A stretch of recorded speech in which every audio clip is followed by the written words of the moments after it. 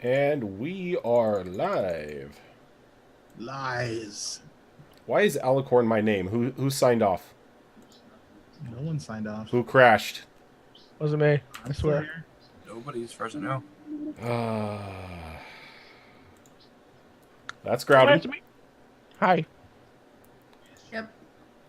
Apparently, you That's my just want to name. be really like me. Nice to meet you, Alucard. I mean, Rojan. There's Alicorn. Uh, it wouldn't be us if we didn't start with a botch. It always happens.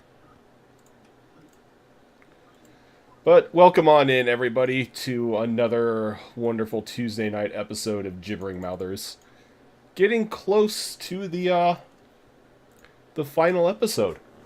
You keep saying that, but I don't see a giant spider guy trying to bite our faces off. Yeah, but you guys keep wandering off and doing other things and getting captured and stuff like that. So It's a giant spider. I did not eat a void heart and We- blow up we won't- blow up half a town. We won't see it until it's biting our faces off. yes, because that's the one thing about a gargantuan spider god is it's amazing at stealth. I know, right? Spiders, man, they just pop out of nowhere. Like, Yeah. How It's did I been not- with us the whole time. We didn't even know it. pretty much. Zatrot is actually Cassius. He replaced him like the start of the campaign. Oh my Oh, well, god! shit. That's supposed to be the kicker at the end, dude. It turns out Luxana was the spider all along. Oh, shit. Dude, that would be so trippy. Yeah, all it took was me to get drunk one time, and that was like my secret trigger in my head. But yeah, so how was your guys' week? Or past week, I should say. I don't even ask. It was horrible. I'm fine. How you doing? I mean, what? I mean, what? So, Adulting, watching anime. yeah. What do you call it? Sea of Thieves came out last night. Even though they're like locking people out right now due to severe server overload because they didn't expect the hype to be this strong. Once the servers get back to normal, I highly suggest that if you're thinking of getting it, you grab the game because it's absolutely amazing. See, just a side note, just really fast. What pisses me off about game companies when they have like a server-based game, it's so easy for you to over rent because they don't own the server space that they're using for the back end parts of the game. It's all contracted, licensed, whatever nonsense. It's so easy for you to over provision and then drop the unused server space because it's just a blade farm. That's all it is. If you look at the racks, I can tell you from experience, because this is what I do for a living when I'm actually working. It's just going to be a rack, a shit ton of 1U blades, maybe some 2s and 4s, depending what you're doing. And then it's just going to be another like rows and rows and rows of racks of just hard drives. That's all data centers are these days. So it's so easy to slice that space up and over provision somebody. And then if they don't need the extra space, it's easy to just basically, with a couple clicks on your keyboard, poof, you just take the space away that you don't need and you tune them to the right size for what their traffic is. So all this nonsense about game companies going, oh, it's like we screwed up, we didn't provision properly. You're dipshits. Like you should based on your initial sales and your pre-sales, you should scale up at least a good 20% when you're doing your server farming. See, I'm right there with you when it comes to like AAA titles and stuff, but not when it comes to indies. And Sea of Thieves is not an indie; it's developed by Rare. It's and Rare, published yeah. by Microsoft. Yeah. But when it comes to indies, that sort of thing is just straight up not in the budget. I work for an indie game developer. I can tell you straight off, it's not in the budget. But for AAAs, yes, absolutely. When they don't start off with enough servers, it's just like how it's a necessity. How poor are you at planning that you can't as you said, over provision for these players and these servers, and just it boggles my mind every time. That's the last I'll say about it, just because. I do want to add though that I like the way they handled the server situation with Sea of Thieves. I'd much rather see the company go into a public space and say, hey, here's a problem. We're going to draw a line for players while we fix this, instead of having you sit in a queue for hours and hours, not knowing if you're going to get to play. And once we resolve it, we'll open it up again. Yeah. You know, We recognize our mistake. These are the steps we're taking to fix it. Rather than the typical, okay, well, you're going to stare at a like triple, quadruple, Queue Freaking line. sextuple freaking number loading screen. for hours. Yeah. I mean, that's how it was with Arcage. Arcage, for like the first 2 weeks it launched, people were sitting in 12-hour queue lines. no excuse for that. And it was a pain. I mean, we did a multi-stream last night with Naughty, myself, Duck, and Pixel Monkey. And for the first hour and a half of that stream, we sat there waiting for the game to allow us in. But once we got in everything, it was great. It was just getting in. And that was just like launch jitters and whatnot. But speaking of, not really speaking of, but to get off the topic of launch jitters and everything like that, we have a D&D game to play. We do. And last week it was mainly focused on Elric's little assassination adventure, where he found out that he'd been set up, and instead of going to face some knight past his heyday, he ended up fighting a vampire lord. Fucking vampire lord. And I just want to say I kicked his ass. Yeah, you smacked him around. And then while he was exploring... So, Luxana and I got mind controlled, but we weren't mind controlled. No, you weren't mind controlled. It's corruption. It even spells it out in the book that it is not an enchantment. It is corruption. Yeah. That's just fancy game developers talk for. We're tired of you goddamn elves and your freaking anti-brain magic. So we're gonna make up a new rule to mess with you. that's all that is. It worked, didn't it? And us non-elves have to suffer for it. But yeah, Elric ended up getting caught by some sort of witch in the basement of the mansion that you guys were in. You went down below. Luxana, Ichirai ended up getting mind controlled. Luxana almost killed Cassius with the disintegration ray in the back. Woohoo! That was fun. Yeah. But you guys were able to get out and make it safely back. Well, not really make it out to a tavern because or back to your rooms because the hotel you were staying in was Our destroyed. rooms don't exist anymore. I went out and found a different one for myself. Yeah. I went and got myself a cot at the adventure. So seeing as how this happened during the night when Beauregard got all of you guys and led you back, I'm going to say by the time that you finish downstairs, when you come out of the basement exit or the tunnel that Beauregard had dug, the sun is starting to rise. And standing there waiting for you is both Luxana and Avara. And I will say that Luxana's probably just got like a really, really red face from crying, and she probably hasn't stopped crying yet. It's like no matter how much hot chocolate Avara put into her, Luxana's just been devastated. Thoroughly convinced that Cassius is going to hate her and not believe that she didn't do it on purpose.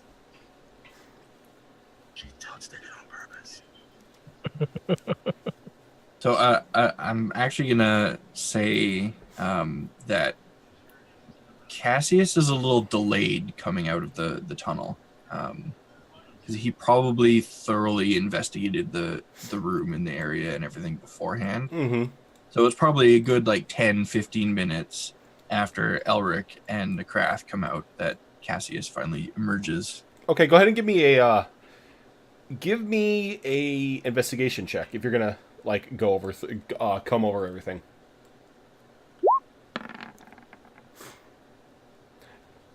All right.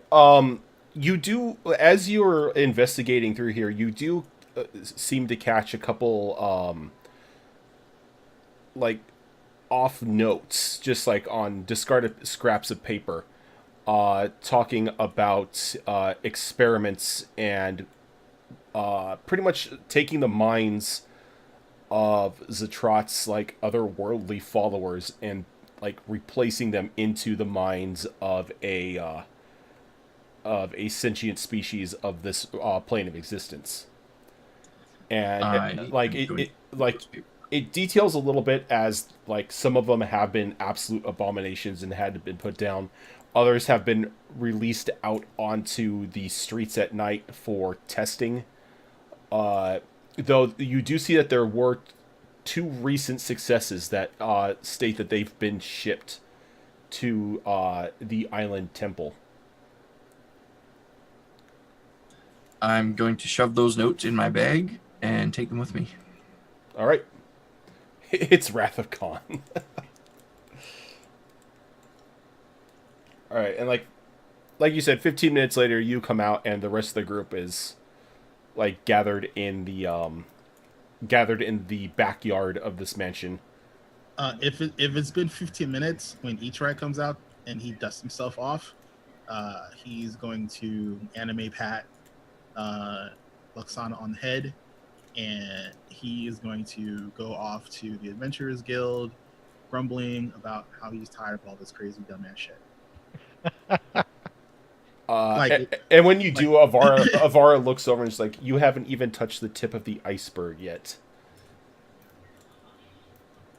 Well, it's like, well, dragon lady who may or may not be Cassius's sister. I'll see you when I see you. And he's literally at this point. It's to the point where it's like there's like physical changes in Ichirai's condition. It's like you can tell, like anyone who's been in the presence of a celestial can actually see that the celestial blood in Ichirai is becoming stronger. Like he's literally losing his humanity to his divine blood because the humans around him are such a fucking mess, and he's done with them. Yeah, that seems to be the case. Is you are starting to get the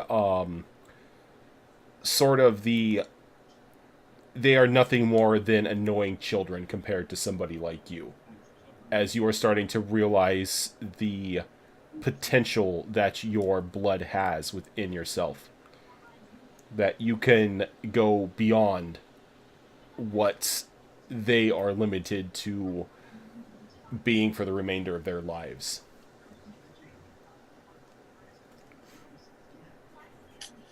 I'm only a few levels away from Timeless Body, so I'm just saying.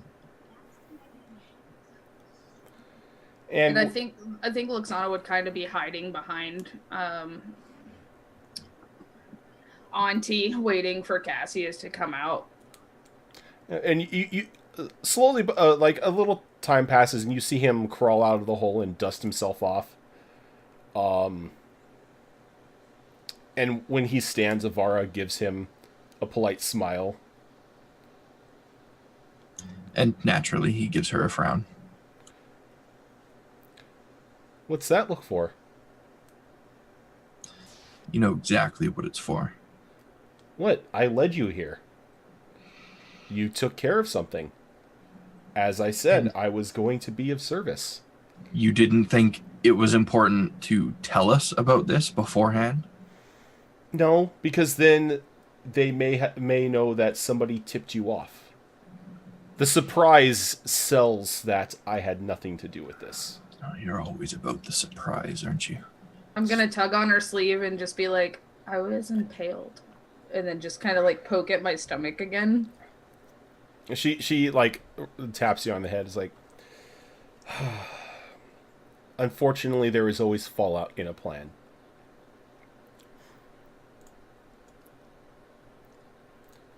But you all made it through, for better or worse.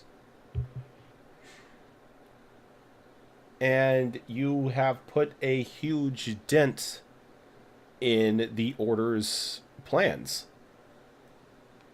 They have only been able to ship off 2 of these abominations. Now, with the witch dead, there will be no more to join them. And tell me, Avara, would they have even been able to make these abominations without your help? I have had no hand in this. Of course. So that wasn't you that I saw talking to that woman in there. Oh, no, that was me. But I wasn't the one who gave them the formula or anything like that. I was more of a on-site manager. I had no hand in the research or development of that. That was that Void Witch. That was all her. I was merely checking on her progress. I was kind of surprised when I learned Elric was there. So what you're saying is you outrank her. Oh, very much so. Be useful. As I said, I've managed to climb the ranks in his worship's order. Almost to being a right hand. There are only 3 above me. And those are his high priests. Whence where I receive my orders from. I think we're slightly familiar with his high priests, as imaginary or not. Otherworld forms of us were those high priests. Oh, no, you don't have to worry about that. Otherworldly forms of you are not here. They're different than you. Well, naturally. I kind of assumed they were Null's creation anyway. However, it doesn't make us any less familiar with them or the power that they have. This is true. But with that out of the way, I believe you have a meeting with a certain an artificer friend of Null's. Holland Crackbolt, if I remember correctly. Yes, yes. Mr. Crackbolt. Bit of an eccentric, but good person nonetheless.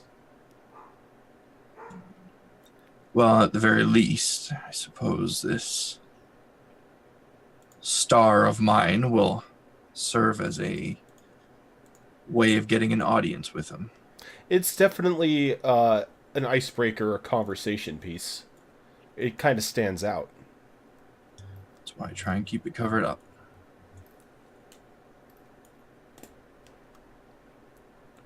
Well, we are in the higher tier district.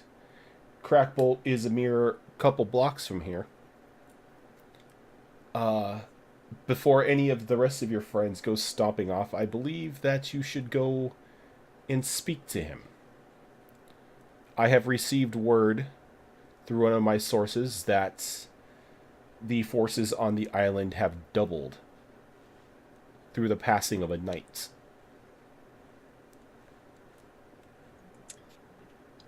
I think at that I'll probably just kind of stand to the side slightly and look at Akrath and Elric, waiting for them to decide what they're going to do here.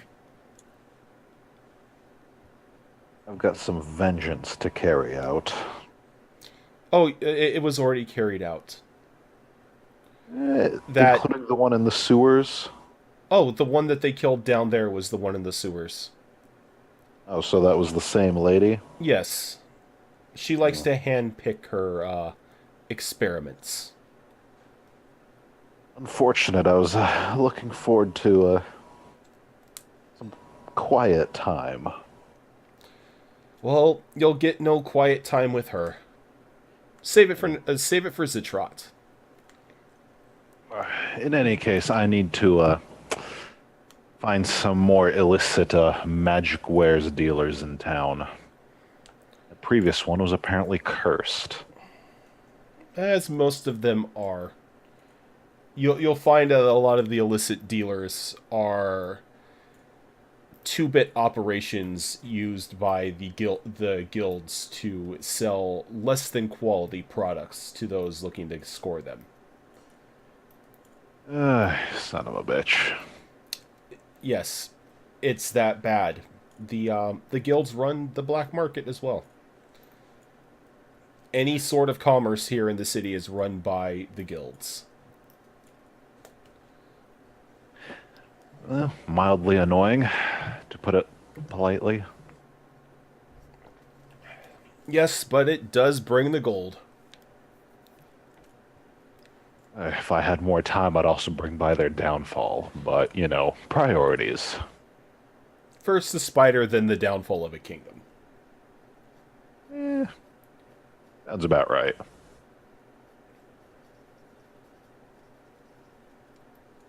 And Nakrath? The Krath has been like a kid in a candy store ever since he heard his sword go, "I live." So he's like fascinated by it now. Okay, so your sword. Yes. I will tell you what it the idea that I have for it, and I'm tweaking. Okay. It. All right. Okay, so one blade All right. is like beaming with radiant energy. All right. The other is beaming with necrotic. Oh, okay. It's kind of got a toggle to it, to where if you strike using radiant, it will heal you. If you strike using necrotic, you sacrifice HP to add damage. Oh, that's cool. And it's the damage that I'm trying to tweak out here. But you got the healing, correct? I got the healing. It's whatever damage you do is the damage that you heal back. Okay, and But it's the damage you give out that I'm trying to balance out to where it's not like, oh, I'm just going to sacrifice all but 1 HP and just wreck whatever's in front of me. no, let's not do that.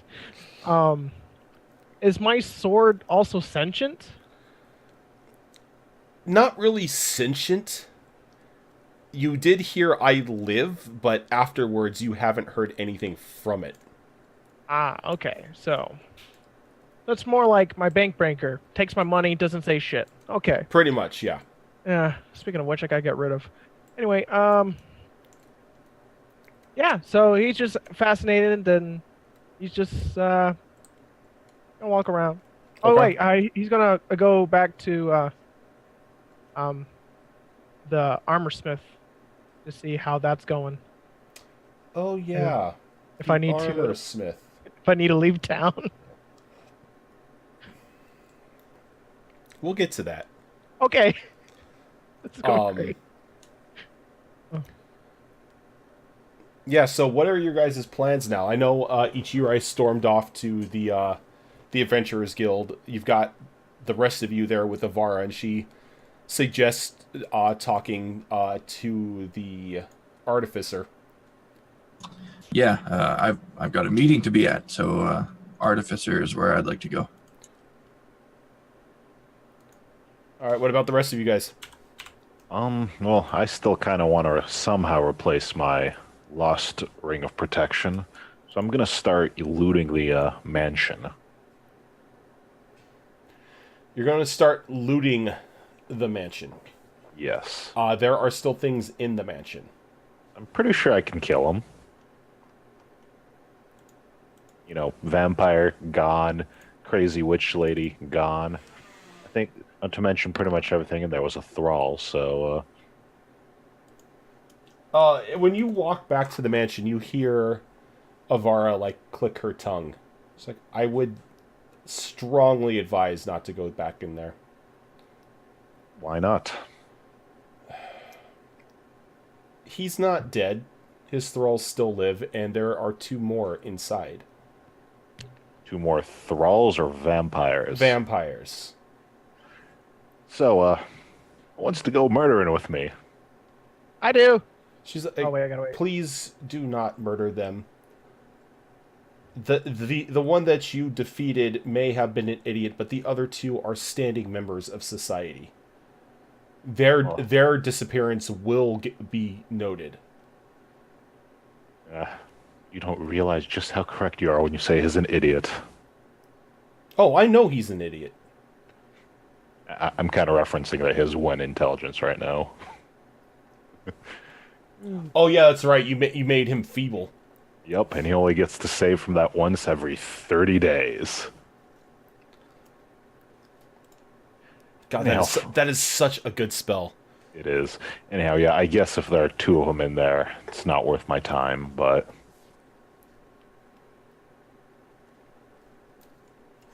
And I'm also going to note that without anybody noticing, Luxana's going to put a note in Avara's pocket and like telepathically tell her to read it when she's alone. And I'll send you what the note says Okay. on our first break. All right. Yeah, you could shoot it to me in Discord. I've got Discord open. All right, so you guys are going... We're going to go just the meeting with Crackbolt right now. Yeah, Holland Crackbolt.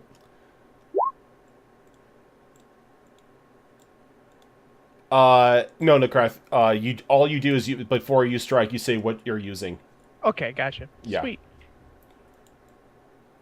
So, Avara takes time out of her day to lead you to Crackbolt's tower, and when you get there, you can see that it's quite eccentric, as she has said before.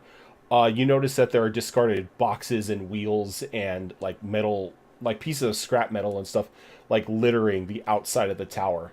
Like a small path is barely carved out of like all of the discarded pieces towards his door. And it just sounds like every now and then there's either a pop or an explosion coming from inside. And you can see that on one floor of the tower you have you have like this like plume of gray smoke coming out of one of the sides of the tower. And like the entire area smells of burnt gunpowder. She goes, you can let yourself in. He doesn't believe in locks. You'll more than likely find him on the top floor. Do mind where you step. Place is sort of a mess. He's not known to be one that cleans up after himself. Should I be worried about that smell in the air? Doesn't seem particularly safe. No, he just likes to experiment with explosives sometimes. Like I said, doesn't seem particularly safe. The short time that he's been here, he has damaged none of the buildings or harmed any of the civilians around him. He seems to have it contained. He may singe his eyebrows off from time to time, but it doesn't seem to bother anyone, as it's only himself that he is having causing issues to. Right. And I take it you won't be joining us. No, I have a meeting to attend. Also, I must report the sudden demise of one of our top witches.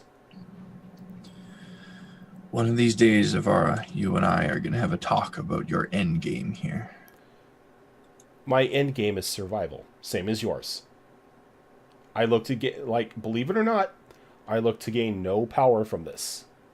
This is a means for me to be able to continue to live here, same as you. Mm-hmm. Forgive me if I don't take your word at face value. That's why you're one of the smart ones. And I think with that, he will just let himself inside. Okay. So when you open the door, like you barely open it, and then like you can feel that it gets caught on some stuff, as you can hear like cans and like discarded glass beakers on the floor rolling behind it as you open it, pushing away just a pile of trash that's gathered up in front of the door. And like just looking in, it's probably the first time that this door has been opened in weeks, as you can see the dust, just like heavy dust in the air and settling on like just loaded loaded racks of books and everything. It doesn't look like he uses this space much, as even on the stairs, you can just see that no footprints are on just the layer of dust on there. And while you're looking around, you see or you hear a crash off to your right, as a large bin of trash just lands down, thrown from one of the higher floors of the tower. I will look up to make sure I'm not in the path of any further falling trash. No, you are safe. You seem to be right now being covered by the floor above you, but it looks like somebody has cut, like chiseled a hole out of the stonework, where they're just dropping things through a makeshift trash chute. I assume he's up in that direction then, so I'm going to resist all my urges to read every single one of these books, and I'm just going to go straight up to him.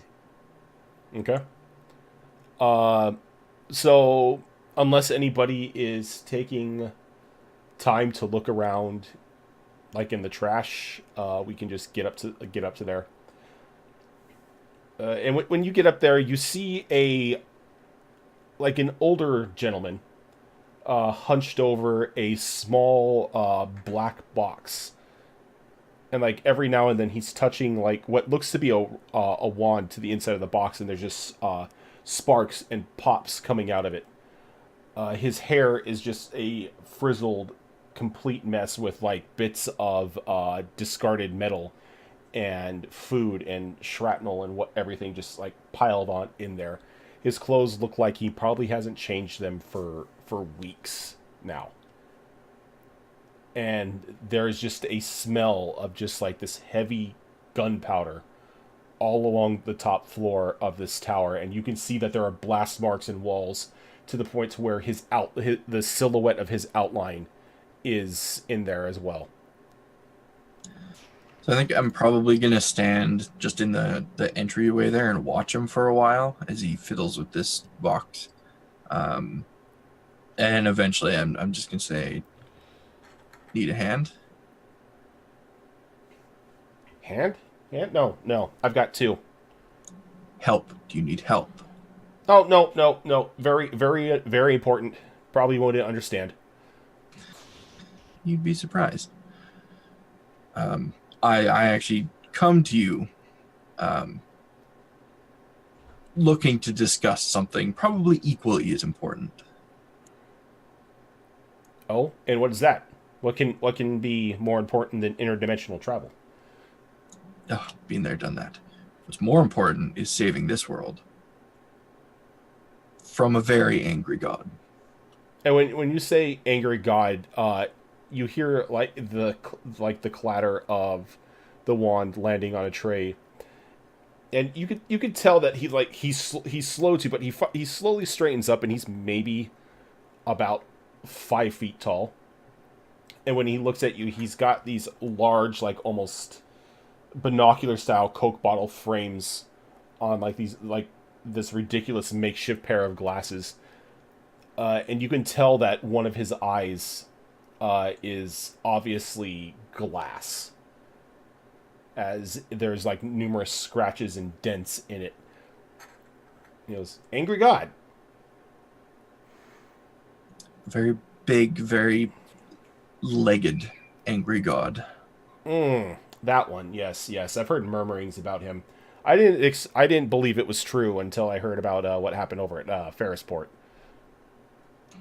It was not a pretty sight. Never is. I was told by a friend, if you want to call him that. Just call him Null. I know him. Okay, well, that saves me a lot of trouble.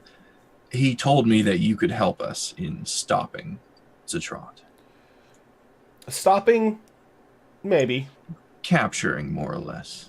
Capturing. Yes, yes, yes, capturing. Um, I was told one of you had a gem. In a way. Okay. One moment.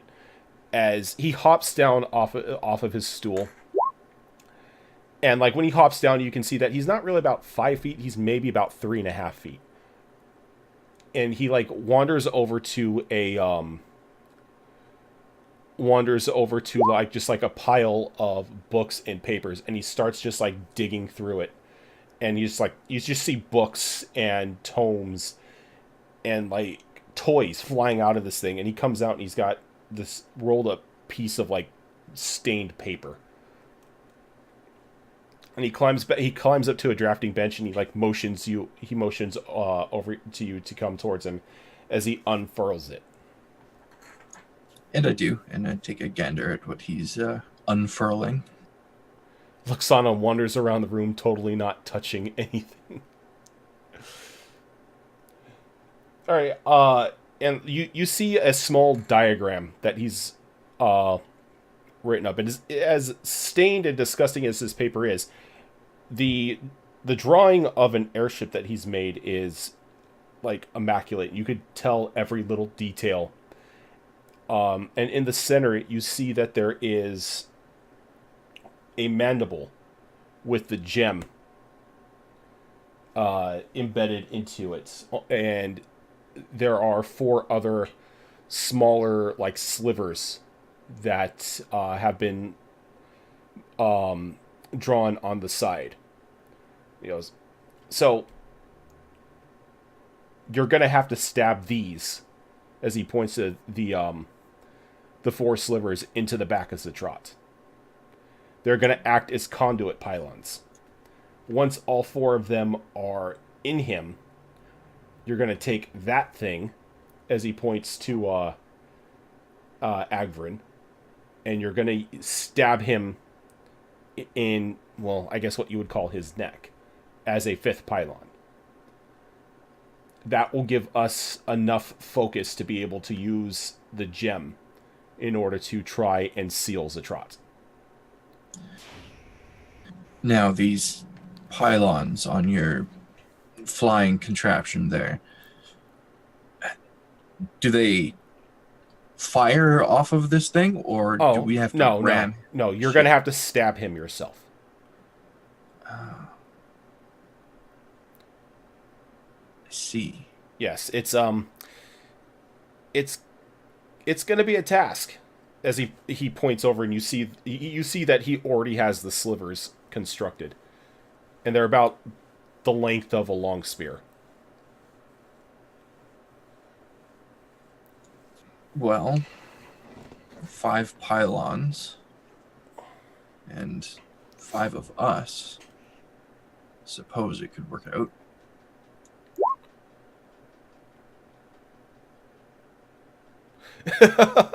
Yeah, you see Luxana, and she's got one in her hand. Luxana, please.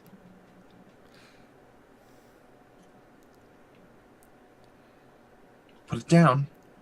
Yes, please. Put it down, little girl. We don't want it broken. Those were very expensive to make. She's just going to put it back and then like kind of back up and start like wandering back around. He goes, now, do you have passage to the island? I figured we'd sort that out when we got there, but seems you have a diagram here of a perfectly capable ship. Yes. There's only one problem. I don't know where the island is. They don't let anybody in on where the location specifically is. Well, I don't imagine that would be too much of a problem for us. Luxana's just gonna kind of tilt her head and be like, "Doesn't Ichirai know where it is? I thought he said he did." He goes, if you know somebody, maybe you can take this.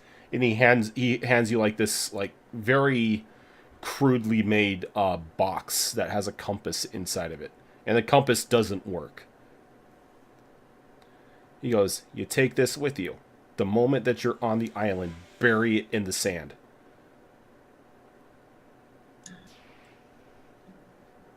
I'm sure we can manage that one way or another. That will give me the bearing that I need to go in my ship to bring the ship and the spikes and the crystal and everything over to the island, and we can get this done.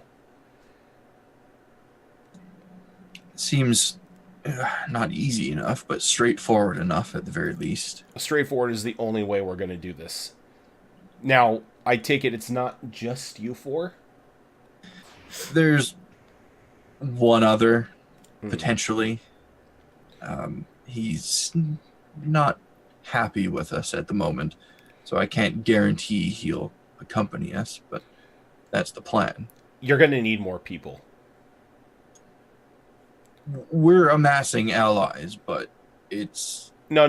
Don't amass allies. Don't make friends with them. They're going to be cannon fodder. They're going to be a distraction. what allies are for. Oh, okay. As long as we see eye to eye on this. The importance is you survive because you're a part of my plan.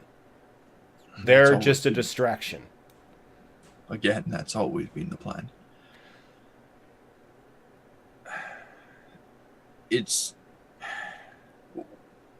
I'd be more comfortable if we traveled separately from the distractions, naturally. Well, that's up to you. Whatever distractions you get, you're going to have to somehow get passage to the island, make sure that everybody knows their duty, and go.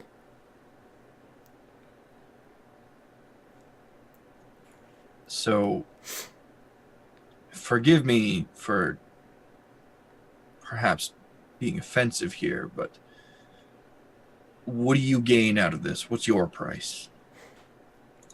I don't have a price. I just want to see things blow up.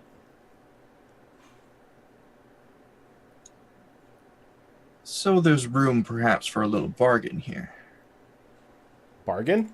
I just offered a solution on how to get rid of an elder god. And you want a bargain? Yes. Yeah, of course I do. You see, I'm taking a bit of a liking to that ship you've drawn up. Now, once our problem is out of the way, I wouldn't mind getting my hands on it. Now, I see you've been having a bit of trouble with interdimensional travel, as you say. Oh, not I not could help trouble. you with that. Reconstruction of it. I have the means. Make it a lot easier on you, and he'll kind of not sounds terrible. He'll unbutton his shirt, but and kind of show that he's one with the void. Interdimensional travel is very familiar to him.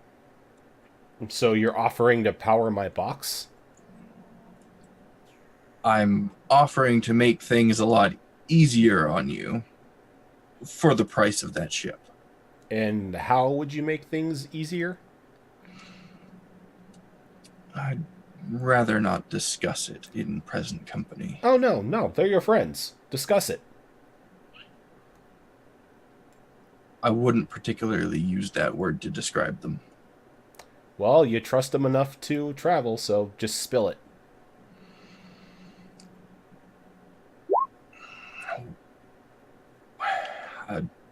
I won't. Not in front of them. I need to discuss this perhaps in private with you and It's like, one look. other individual. I have a very important deadline to meet.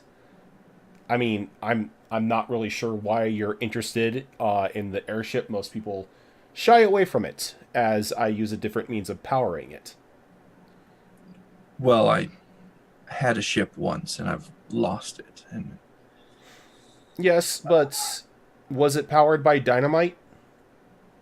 I'm sorry, what? Was it powered by dynamite? Because my ship is.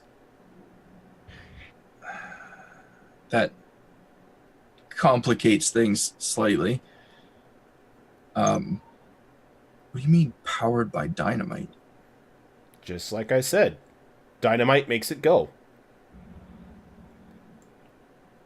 Well, we can discuss the specifics after Zatrod is dealt with. I was like, oh, there's no specifics. I have a machine that lights dynamite and throws it into a combustion engine, and it makes it go.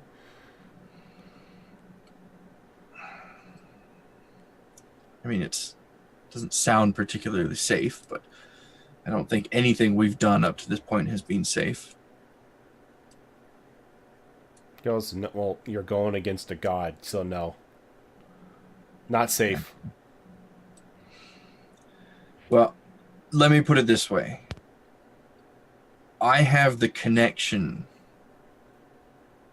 to do the type of travel that you're looking for. However, I need my sister to help me achieve it. Okay. Talk to your sister. I mean, if you want the combustion, you can have the combustion. I can make another one. All right. Fair enough.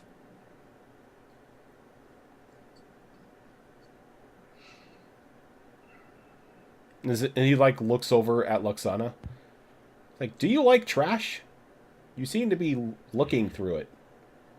I'm bored. Yes. Children normally are bored up here. Well, she likes shiny things. Shiny things are nice. Trash is better. She also likes to steal shiny things. So perhaps check her pockets before we leave, Luxana. If she found it here and I didn't notice that she took it, she can have it. It's She trash. is silently regretting not actually trying to find anything worth stealing.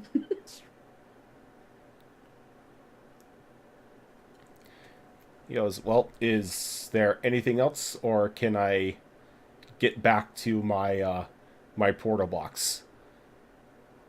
I think we have the information and alliance we were looking for here. He goes, good. Now, you may want to leave before I take out the power source. It's poisonous to you people. Just gonna turn around and leave. What about the rest of you? I'm just gonna be like, okay, bye-bye. And then I'm gonna leave as well. All right. And when you guys get down to the bottom, like the bottom level, and you exit out, you see that there is a like a bright green glow emanating from out the windows of the top floor for just a moment, and then it just dies down as you hear in like just a very loud sigh of relief coming from upstairs. And I think with that, we are going to take our first break. And when we get back, we'll start shaping things up and as to how you guys plan on getting to the island. Whoop, whoop. So and I did send you the contents of the note also to Discord. All right. So stick with us, guys. We will be back in about 5 minutes or so.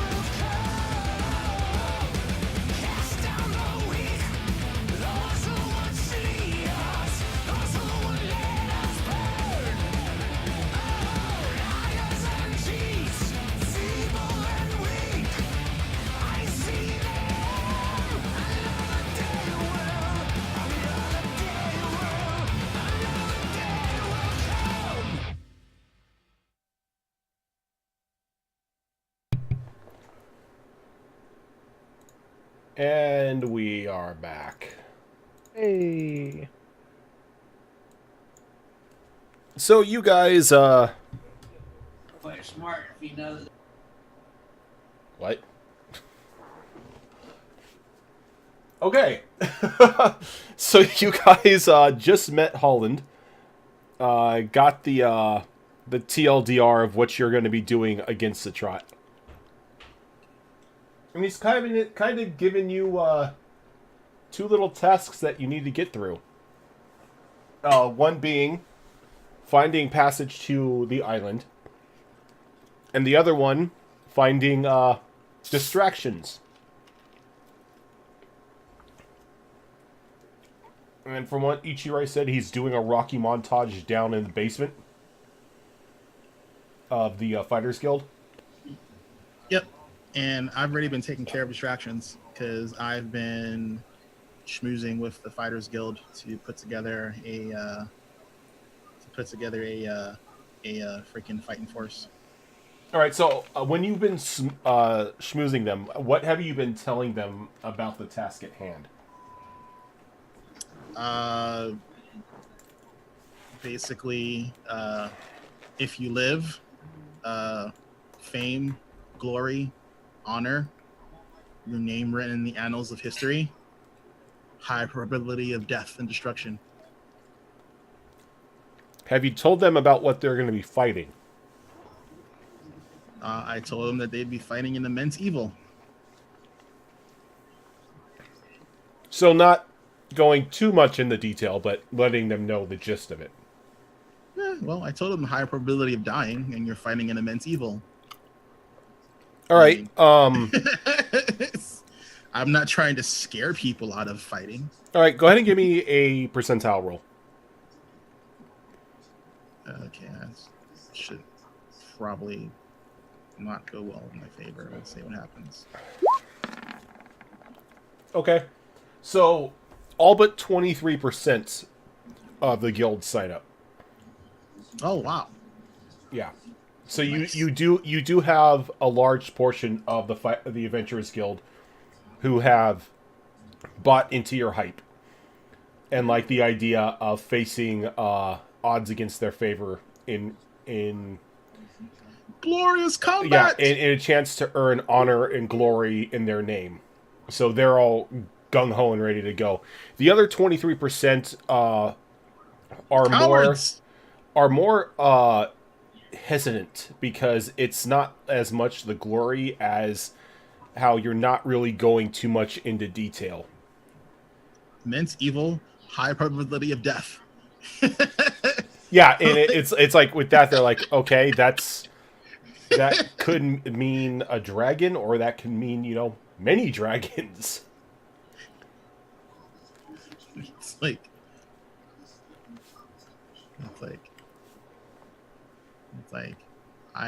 I want people who are I want to try and basically Ichirai is just trying to get people who it's not about what you're trying to fight, it's about why you're trying to fight it. Indeed. It is a great evil. It must be wiped off the earth, and there's a higher probability of death. Are you willing to walk with me and face that evil and that uncertainty of death? If you are, sign here, please. It's like It's not Do a you snow want- job. Do you want the possibility of throwing your life away for It's your like, name to be recorded in a ledger? Dude, Sign here. I'm totally using the Tanya Degurachoff flyer.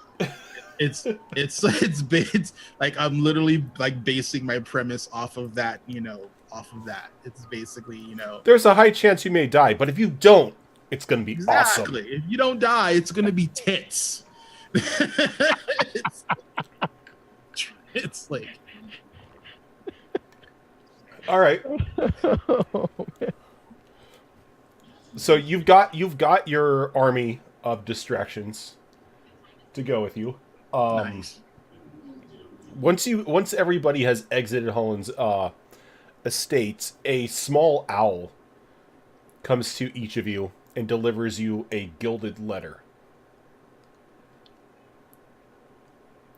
And it is an invitation for dinner at Avara's house. Ugh. Is it just an invite to dinner at her house, or is there a business to be had? It just says a relaxing dinner and discussion that she needs to have with everyone. No tricks, no blood, just mingling. Well, I'm just trying to gauge whether or not if it's related to the mission, then yeah, I'll go. But if it's just like some fancy frou-frou letter that says, hey, we're gonna have like tea and crumpets, like, With the short amount of time that you've been around Avara, you've kind of got the feeling that she's not really a woman to make small talk. That if she's inviting you somewhere, it's probably because it's important. all right, So before the evening comes, let's get each of you guys making prep for things that you may need or orders you need to put in for your upcoming mission. Okay. Inside the letter as well is a golden crest, and it's explained that with this crest you are recognized as card-holding members of pretty much every guild in the city. Meaning you can now shop you could shop without having the 20% markup, and you have access to their private wares. Yeah, but it sounds like we still can't bargain. Well, maybe you can. We'll give it a go. To the magic shop then, because that's what I was gonna do. All right. And you walk into the magic shops, and the moment you walk in, the crest seems to glow, and the very sterile, boring look of the shop fades away. And you now see just racks of magical weapons and armor and rings and everything. It's loaded up. And it's a Costco card. yeah, it's pretty much it's a magical Costco card.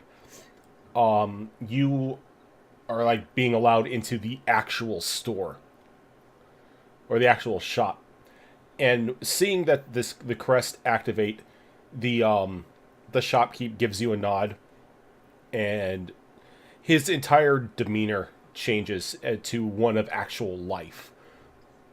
He's like, what can I do for you, my fellow friend? Rings of protection. Do you have any? Oh, of course we do. What were you looking for? We have he shows you the rings, and they're up to a +3. I was hoping for something a bit better than a +3. But I guess a +3 will have to do.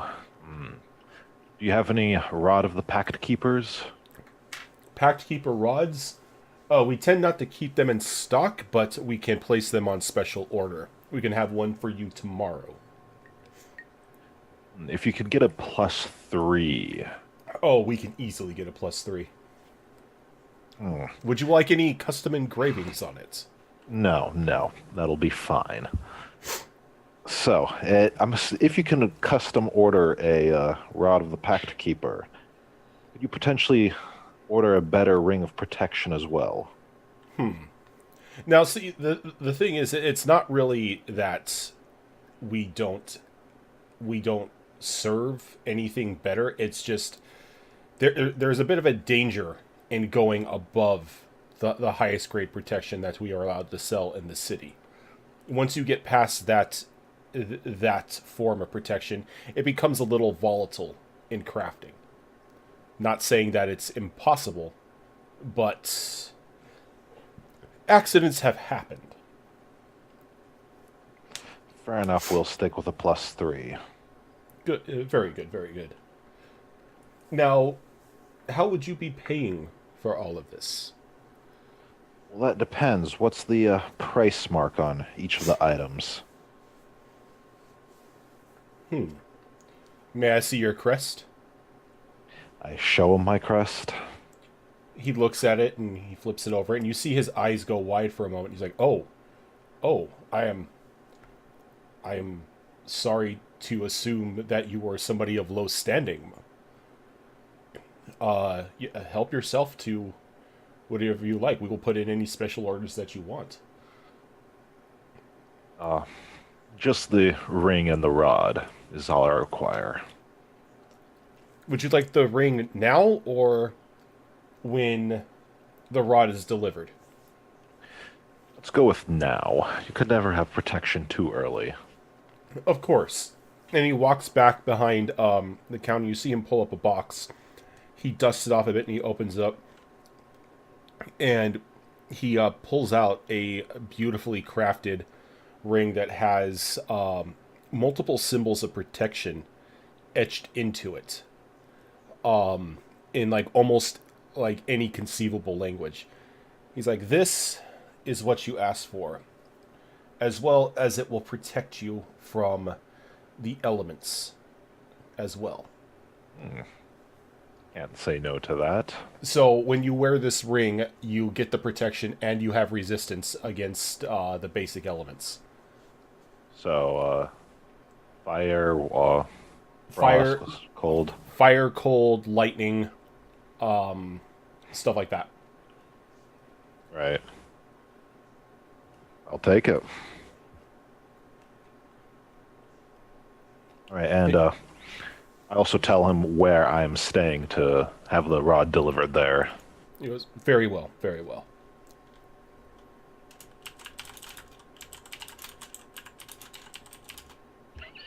And it sounded like he's not going to charge me for this. Makes no mention of price. Not even going to ask then.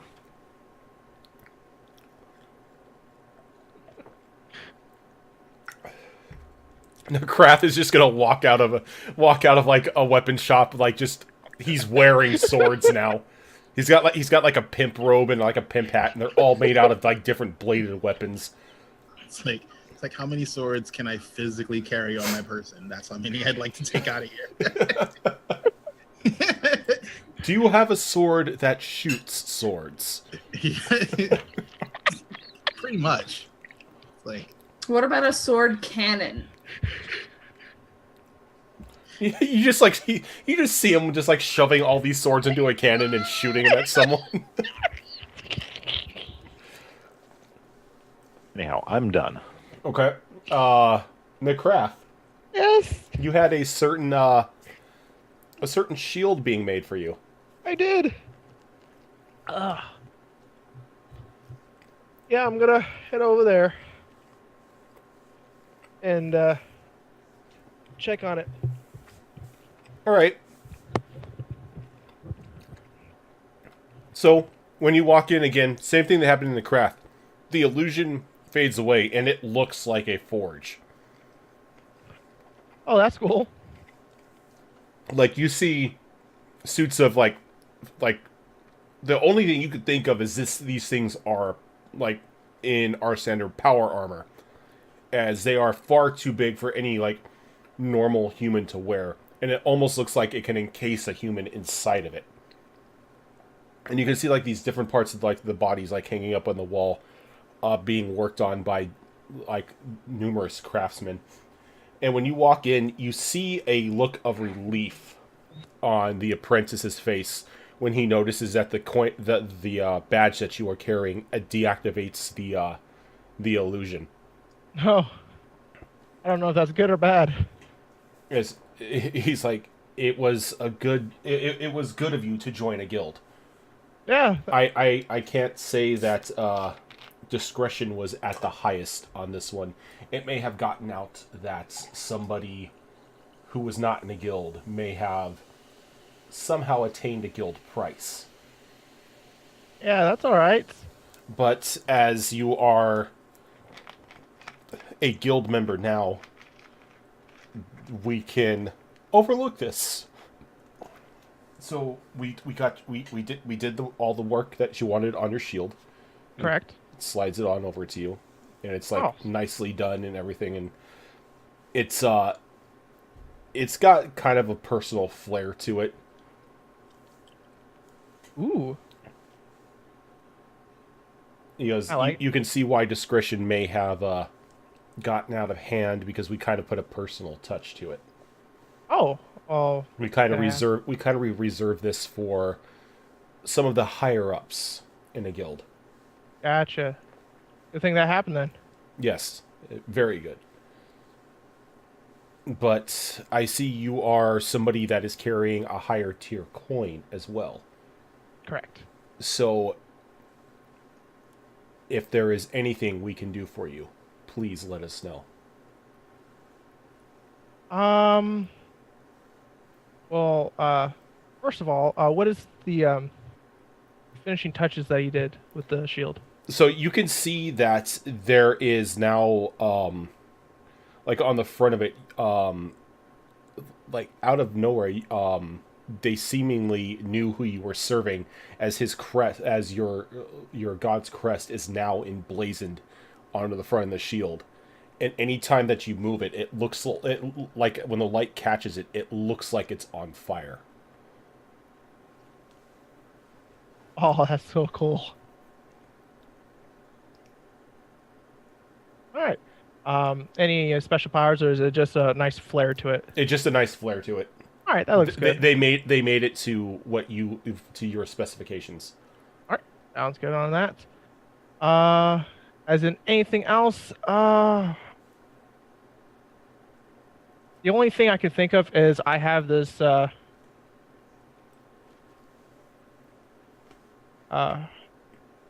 have a ring +1, but it was for invisibility.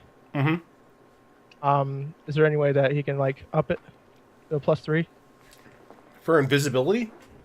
Oh no, it's sorry, earrings. So was it a +1 protection? Yes. He goes, well, for those it would be best suited to go to the experts at the magic shop. They would be able to help you out without a problem. All right, I could definitely do that. What was it that I did? I pretty much just thank him, I bow to him, and I tell him to have a wonderful day. Goes, then, yes, you too. And I'll head over to the magic shop. Okay. And you and Elric sort of cross paths in the middle of the street as he's walking off to do his own thing, and you're walking into the magic shop. And you kind of see like a look of amazement on the shopkeeper's face as another person with one of these coins has walked in. And he like tilts his head like, how may I help you, sir? I have an earrings of invisibility that I like to hopefully upgrade. Yes. How would you like to upgrade them? Just to the maximum potential that you can do. For the invisibility? Yep. And the protection as well. Oh, so it's one of those. He goes, Well, what do you want more of? The invisibility or the protection? More of the protection. So he like holds his hands out for the earrings, And I pass it to him. He's like, what I can do is I could break the enchantment on the invisibility and make the max potential of the protection on these earrings. Or I can upgrade the invisibility for you to be able to create an invisibility field around you and those close to you. Might as well just do the protection. He goes, very well. And he's like, and I see you have one of these coins, so I will work on your order as well tonight. Are you staying at the same place that the other gentleman who was just in here? I'm guessing just give a description. Tall guy, bald, grunts. Yeah, that's him. Yeah, pretty much. No, you're not. I went off on my own to found a different tavern after our place got destroyed. You're definitely not staying at the same place as me. Oh yeah, that's right. Never mind. No, I'm gonna be at the Unicorn. Ah, okay, very well. I will get to work on that right away. All right. Thank you very much. What do I owe for you for the price? Oh, nothing. Okay. Thank you. Mm-hmm. And I just go off. So, Luxana, what are you doing? Since I was drunk the night before, I imagine that I'm going to still try to go find like an armor shop or something that could maybe take the armor that I'm wearing, my like shifty armor that makes me all pretty whenever I want to be pretty. Mm-hmm. See if they can upgrade that a little bit for me. All right. Will she ever get to finally ride the pony? I will ride the pony to the armor shop. Now, are you riding the pony with like abandon, not really caring who's in there with you? Or who's around you? Well, no. I mean, I would like go around people. I'm not gonna just like, oh, peasants. Just, like parade through this street like everybody else is below me. I'm not rude. Peasants. I like that. All right, but you enter the same armor shop as your friend Nikrath. Okie dokie. And like again, illusion fades, and the apprentice gives you a welcoming smile. He goes, and what may I do for you today? Well, I need my armor done stuff too, and if you have weapons, if you do weapons too, I'm gonna like grab my toy pistol and my little baby cutlass that I have, and just like kind of put it on the counter and slide it over to him, and just kind of lean over and be like, "These don't fit me anymore." Big kid weapons. I see. Yes. That those look like they were designed for a toddler. Seems like only yesterday. He goes, and for your armor, what are we doing with that? It needs to protect me more. It needs to protect you more. That's normally what armor does. Yeah, I get in really dangerous situations, and I almost die all the time. So we can't have that. No. He goes, okay. Well, is there anything else you would like done to the armor, or just strengthened? Non-WoW female armor.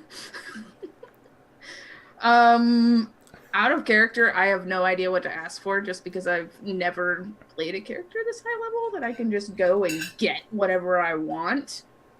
Right now, I'm pretty much allowing yourselves to gear up for like a massive confrontation. The end battle. Okay. Pretty much. Auntie Avara has given you her credit card and said, "Had fun." There's because you're a bard, you're not gonna wear like plate or metal. Honestly, I would go with Well, some. I'm gonna keep my armor because it's enchanted to like look however I want it to. I just need it like Oh, okay. reinforced or enchanted or whatever to like increase my AC or you, give me extra health. There's something that's going to help keep me alive He goes, well, because I die so fast. I have something special in mind. A bit of a experiment that I've been working on. If you are one so brave to take it, I may be able to give you something a little bit special on that armor of yours. Ooh, I like special. Okay. She's just gonna kind of like take off her armor, just start laying it on the counter. I just kind of like casually ask him if she has anything else that she can wear out, because she's basically in her knickers right now. He goes, yes, and he's like averting his eyes, and he pulls up just a box and like sets it on a table, and lets you dress yourself, and it's just like a basic adventurer's garb. Okay. He goes, Well, my house moves, so when should this be ready so I can come back and get it? tomorrow. We'll have this done for you tomorrow.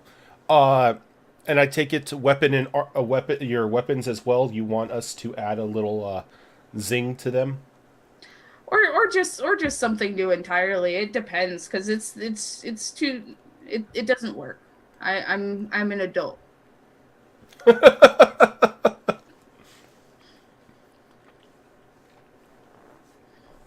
Very well. We will Just surprise me. have you very surprised. Sounds amazing. Cassius. Oh, time out. Un momento. After that, I'm going to the salon to get my hair done, my makeup done, and get a nice, luxurious dress to wear for dinner. Because I have on to nails, mani-pedi, all the fun stuff. I am going to be the belle of the ball with my pony. fabulous. When Okay. I'm walking back, there may be peasants on the street. Because I Whoa. will be glorious. And that is all for me. Okay. Fox, what about Cassius? What is he doing? So we had a slightly similar idea in that regard. First thing Cassius is doing is essentially dropping off his captain's uniform for some dry cleaning, because it's probably filthy at this point after crawling through like tunnels and stuff. Oh, yeah. Yeah. And any holes and stuff that might be in it repaired. But aside from that, I think I'm going to go and startle the guy at the magic shop again and wander in there. Okay. And when you wander in there, you see that he gets a little bit flustered for a moment, wondering who gave everyone like this like all access pass. But he regains his composure. He's like, "Yes, how may I help you, sir?" I'm looking to place a bit of a custom order. We do custom orders, yes. Ready for tomorrow if possible. Oh, but of course.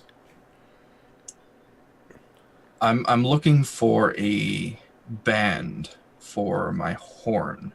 And he's going to describe kind of the gold bands that Avara has on her horns. Not like I'm sorry. I thought you meant like a band, like you wanted me or to order you some sort of bards. No, we have one of those already, and she's already a handful. So, no more, please. No more bards. Yes, okay. Yes, very well. So, like the gold bands that go around the horn, or do you want the tip? That go around the horn. Okay. But tips of my horns are a little broken. It's a long story. And I was hoping you might be able to, I guess, enchant it.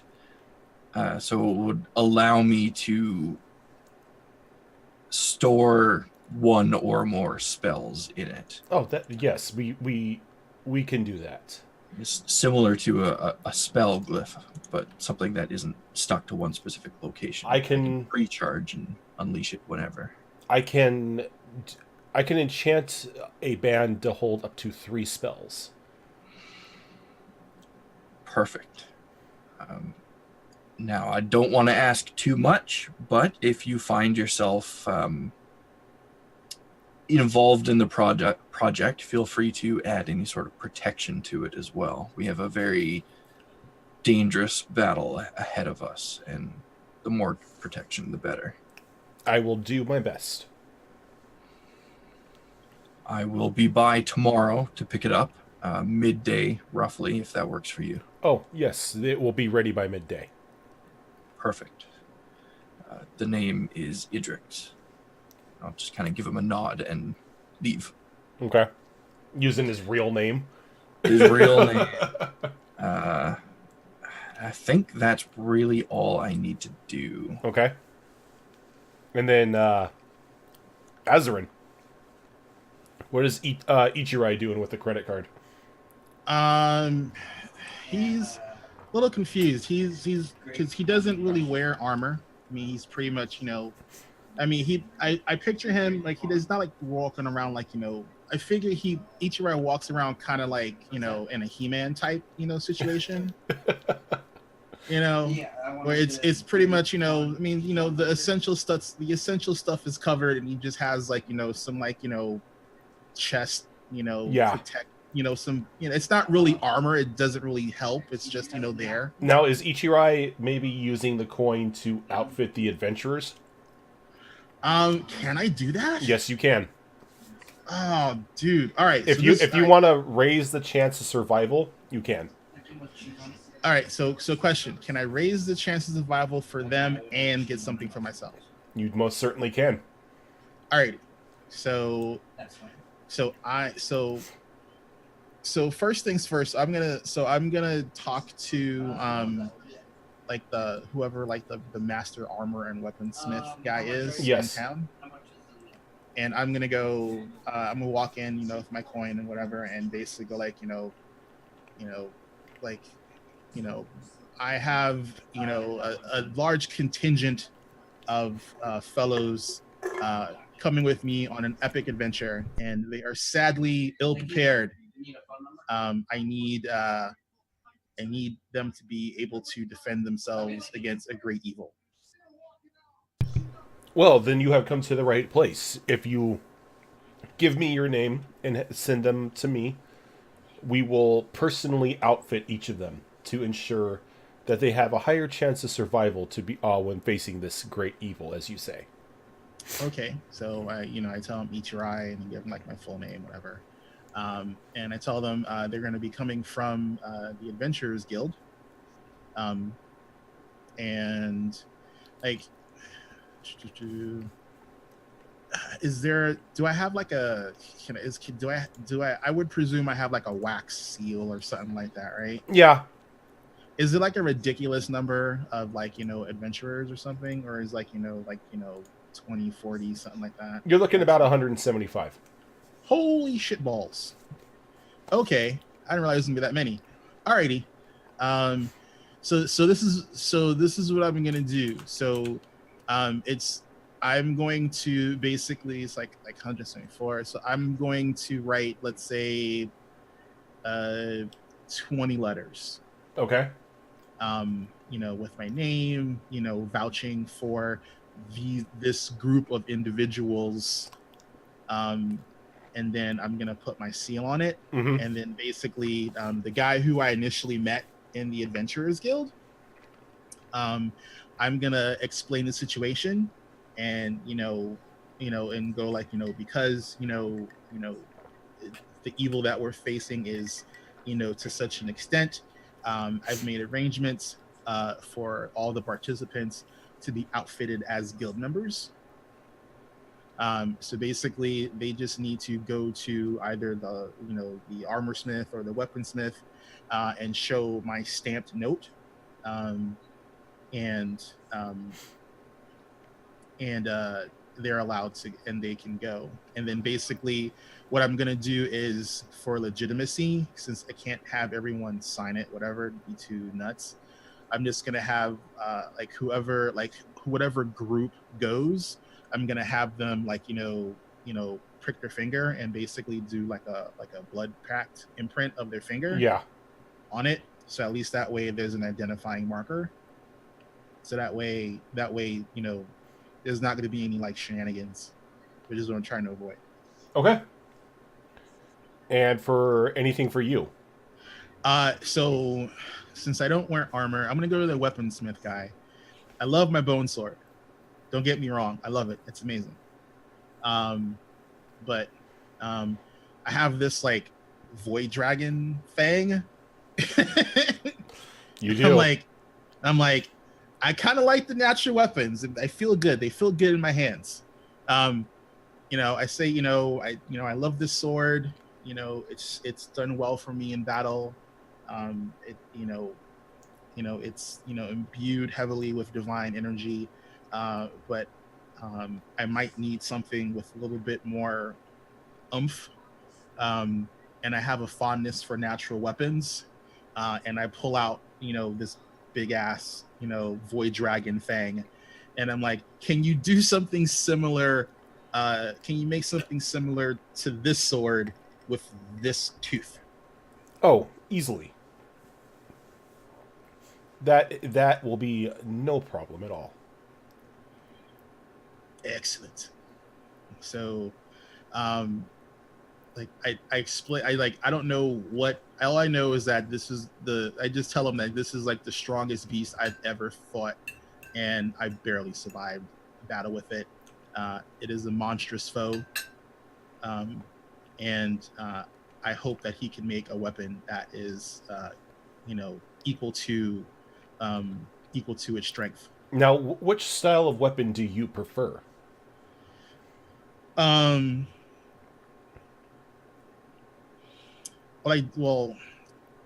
stay short sword because I can't really, out of character. I can't go outside of my proficiency. So short swords are best for me, just because I can still have my open hand for a bonus action. So short swords are what I prefer. But I'm also proficient in quarterstaff, nunchuka, scythes, sickles, anything that's a simple weapon. It doesn't really matter if it's a simple weapon or not, because I'm at the point where my monk die is a D8, and pretty much anything that's a short sword or a simple weapon is going to be a D8 or less. So I'm not worried about damage output. Mm-hmm. I'm just like, I basically want bonuses, and if you can do anything cool, it's like basically Ichirai is describing the battle that he had with the Void Dragon and the horrible shit that it did, and he's hoping some part of that, some part of that power can be transferred from the fang into the weapon. Exactly. Okay, I've got an idea for that. And then I'm gonna head over to the magic shop. Okay. So I go to the magic shop, and I'm pretty sure the guy's exasperated. He's like, "What the?" Oh yeah. It's like another one. You walk in and you see that he's like arranging like a tray of potions, and the moment you walk in, he flips it. it's like I'm like he goes, my apologies, you just startled me, sir. How may I help you? Oh, I need your assistance, sir. How may I assist? I have these items, and I need them improved, or I need replacements. Very well. Which ones? So I show him that I have I have ring of protection +2, and I have a belt of protection +1. Mm-hmm. I need these improved. If they can't be, they definitely can be. Versions. They can be improved. I can improve them. How would you like them improved? Well, I need them to offer me, more, the max protection possible. I take it. Yeah, exactly. I don't wear armor. These provide me the benefit of armor, so I need them to, be able to be as proficient as they possibly can be. and then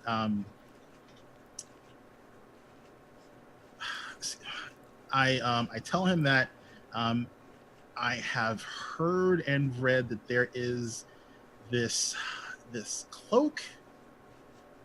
Rogues usually have them. Distorts your appearance, so it makes you harder to hit.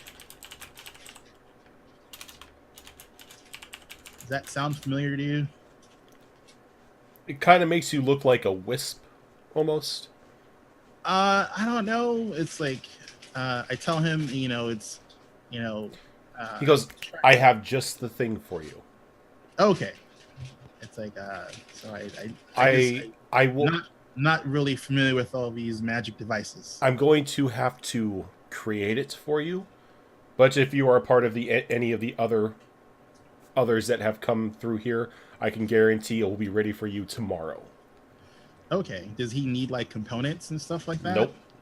Okay, because I have like I have like a plethora of like monster body parts that I've been collecting from all of our battles. So I want 2 of those, and then I know I can't do anything about my regen because it's the standard thing for regen. Yeah. But I show him my bracers of shock, and I go, "Can you do anything with these?" And he goes, I can do many things with those. What would you like? It's like they're effective, but I'd like them to deal out perhaps if they can only do if they can only do electrical damage, then that's fine. I'd like them to do more, but I would prefer if they did radiant damage. I kind of have a thing for radiant damage. You kind of look like a man who would like the radiant kind of damage. Yep. Let's see. He goes, I can definitely do something for that. It's like I thank him, and it's like I'll just come back tomorrow Midday. afternoon. All right. I tell him I'm staying at the Adventurers Guild. It's like I know there's bad blood between 2 houses now. And he goes, I don't judge. I'm a mere shopkeeper. I will deal with anybody who comes in carrying a coin. Oh, well, that's good to know. I thank him, and does he have like any like, because you said he was doing like potions and whatnot. Does he have like any glassware? He has glassware, yes. He has empty vials and like jars and everything along the back wall. Okay, if he has one like on the table, I grab one and I pour him like a shot of my special brew, and I go like I give him like a shot as a thank you. Okay. And tell him I'll see him tomorrow. He nods. He goes, I hope you enjoy the rest of your day. Pretty much. Now the only other crazy thing that I have to ask is, of the adventurers who signed up, is Iris one of them? Oh, is Iris one of them? Are you checking the roster? Yes, I am. Iris is one of them. Okay. So Iris is the only one that gets a personalized, only her upgrade letter. like Dear waifu. Yeah, it's pretty much she gets the pimp my ride letter. So it's a letter in a letter? Yeah, it's basically, the best possible of whatever she wants or needs, she gets. Okay. Alicorn, yes, I did read her letter. Okay. And with that, I go back to my Rocky montage. All right. So the rest of the day passes. Everyone puts their orders in and does what they have to do. And evening rolls around. And like a personalized carriage comes and picks all of you up. Like picks you up from wherever you are at the allotted time.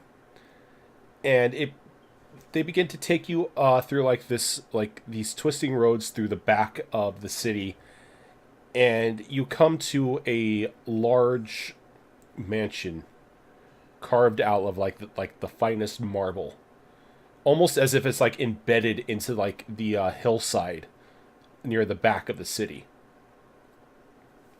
And standing outside in like this like large flowing like royal gown, just black with like gold trim, is Avara.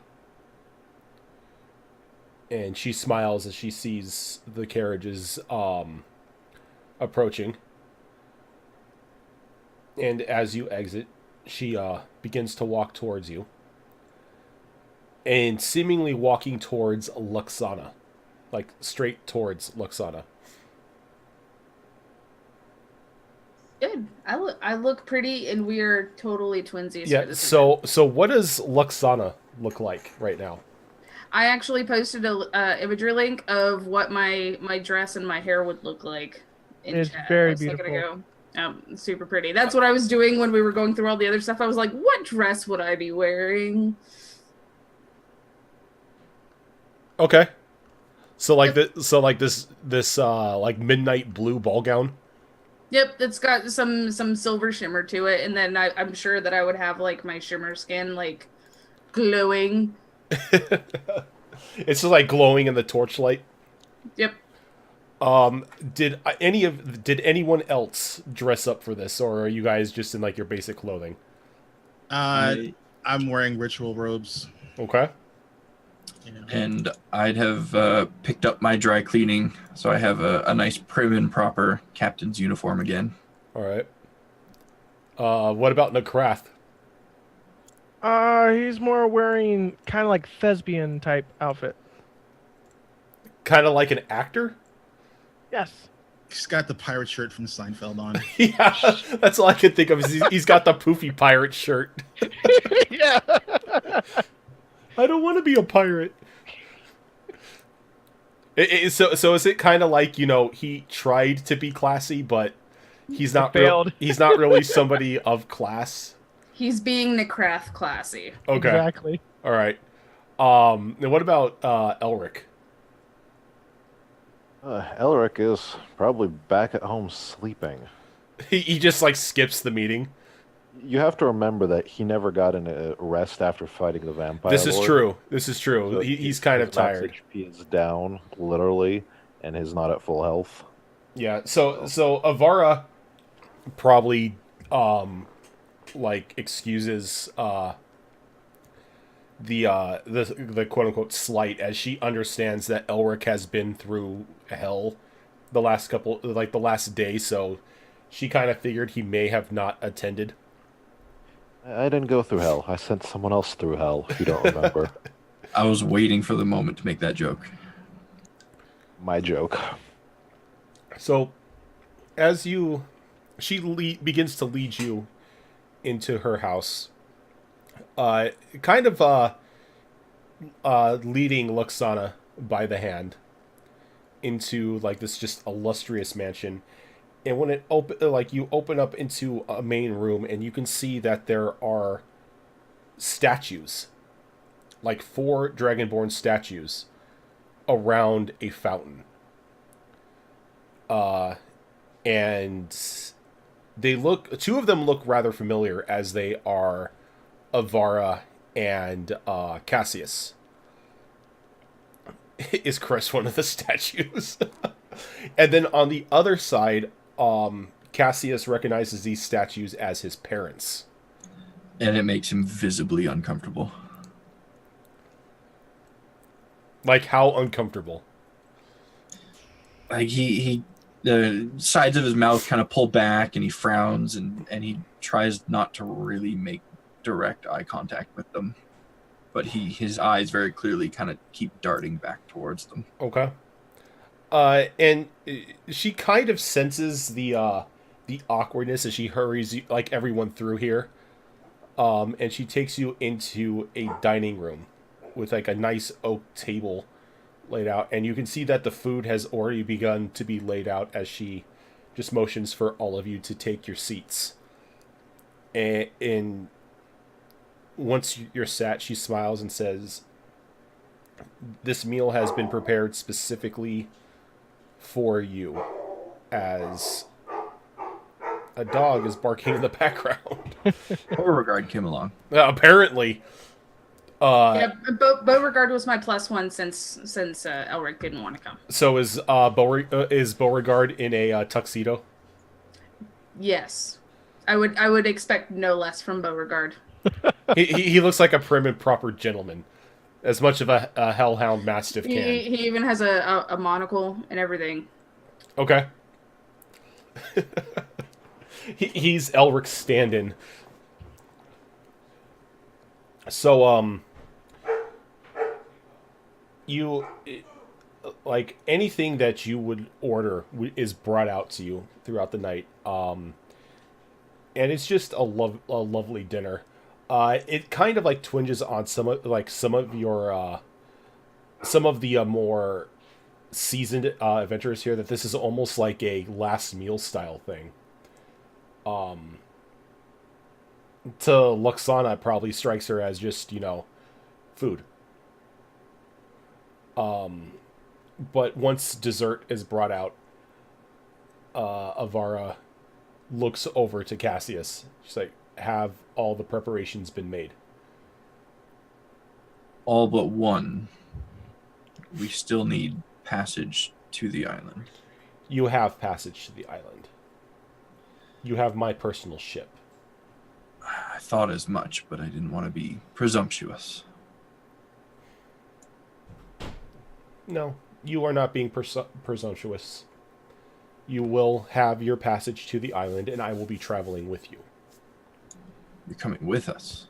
Yes, you are my hand-picked recruits. That's the story we're going with. You set foot on the island, won't Zatrat know that something is up? Not at all. So you've grown a little stronger than the last time we've met. How nice. Well, of course I have. You've grown stronger.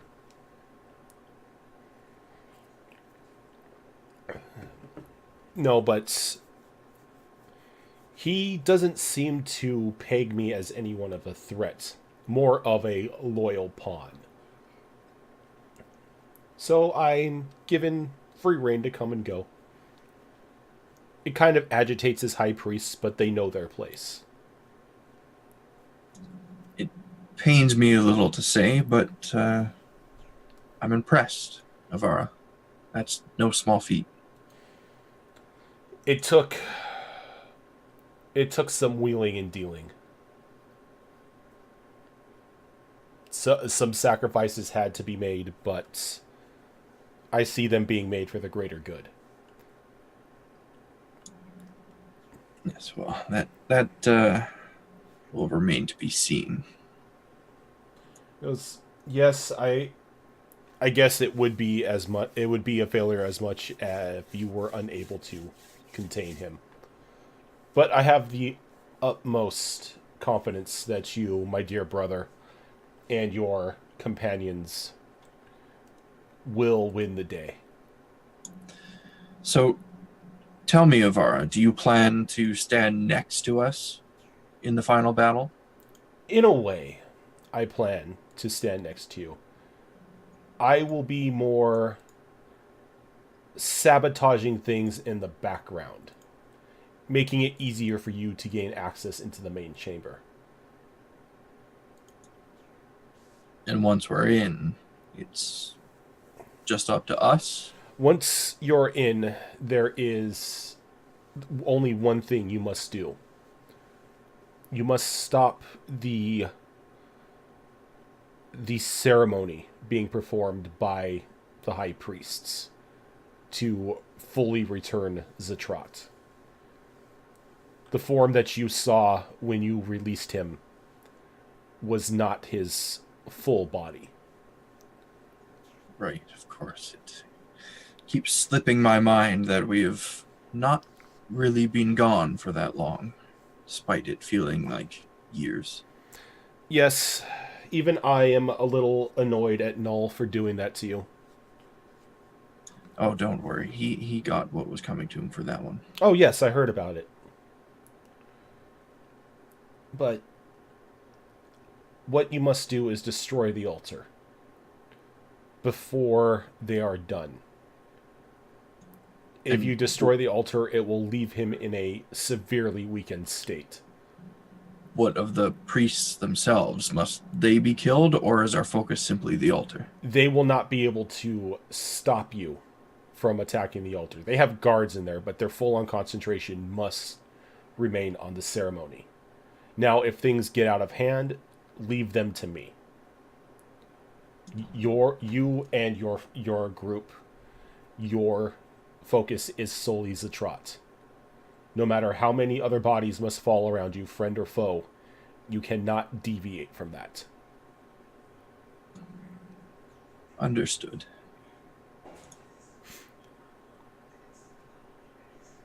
Now, do any of you have any questions or gripes or comments you wish to make at this time so we could set everything behind us?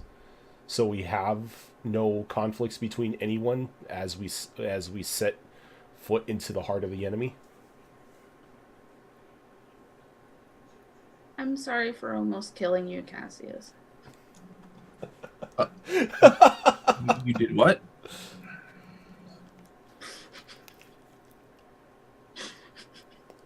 I almost killed you because a thing in my head said you weren't my real dad, and that you didn't really love me. When was this? In the basement yesterday. Was it yesterday? That was you? No, not. You I just would. said it was you. I am also cursed, and Davara said that you should be able to help me be not cursed because being cursed is bad. You've been wandering around the city all day. with a Ichiro is curse. cursed too. What? I went to the clerics. I'm no longer cursed. I figured, Okay, well, I don't know that, so I'm just gonna be like, it's not just me. He's cursed well, too. that's what Ichirai is gonna say. Oh, He's gonna go, I'm not cursed any longer. I went to the clerics.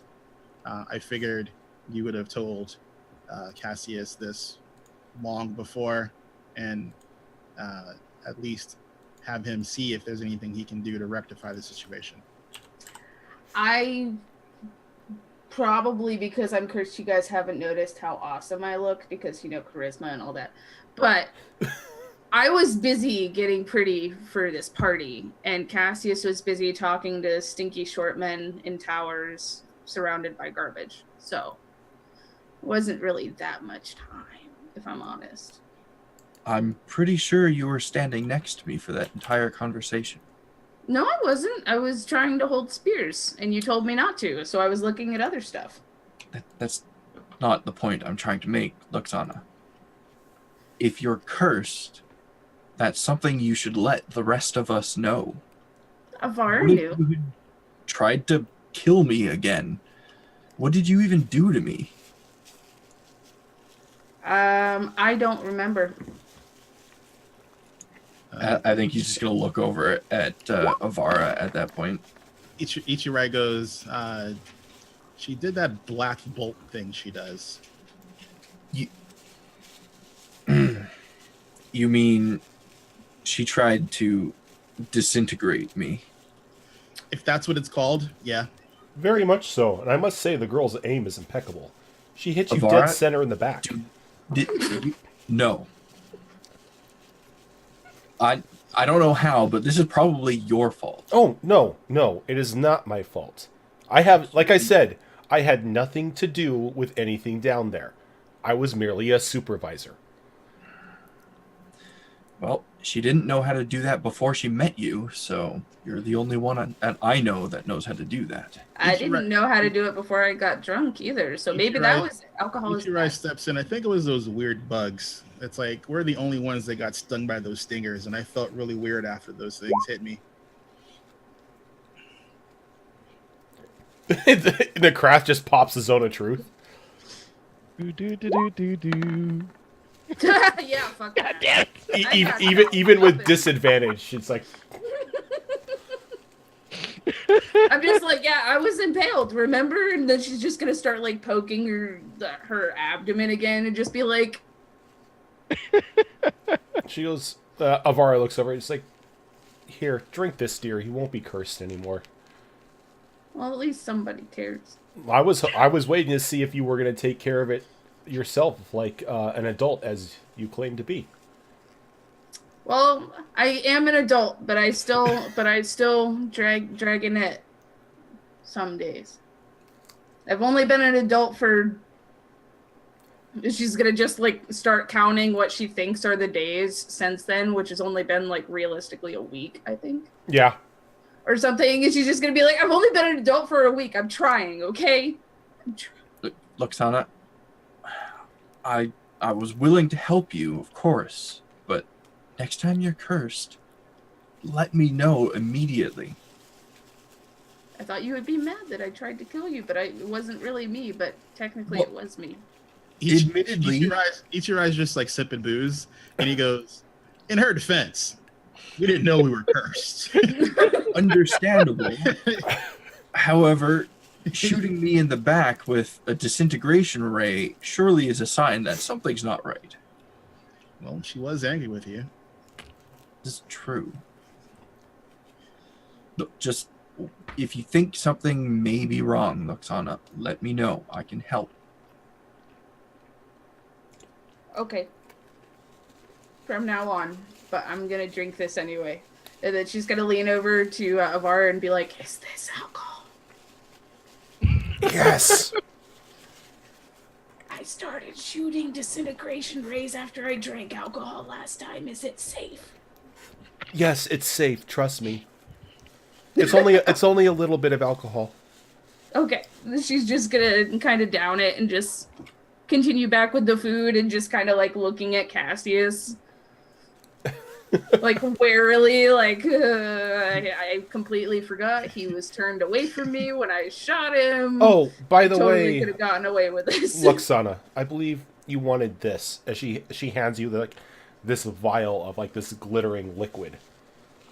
Ooh. I'm just gonna.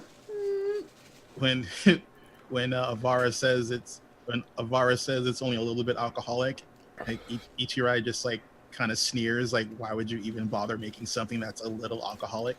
to take the edge off the bitter. He doesn't taste. say it. He just sneers when she says it. It's like, you know, as a master brewer, he feels the affront to all brewers everywhere. If you don't get drunk by just the scent itself, what's the point? Exactly. You know, it's like, you know, it's what's the point? It's like, you know, you can't even cook with this stuff. After kind of tucking the vial in her dress or whatever, because dresses don't have pockets unless they're short for some reason.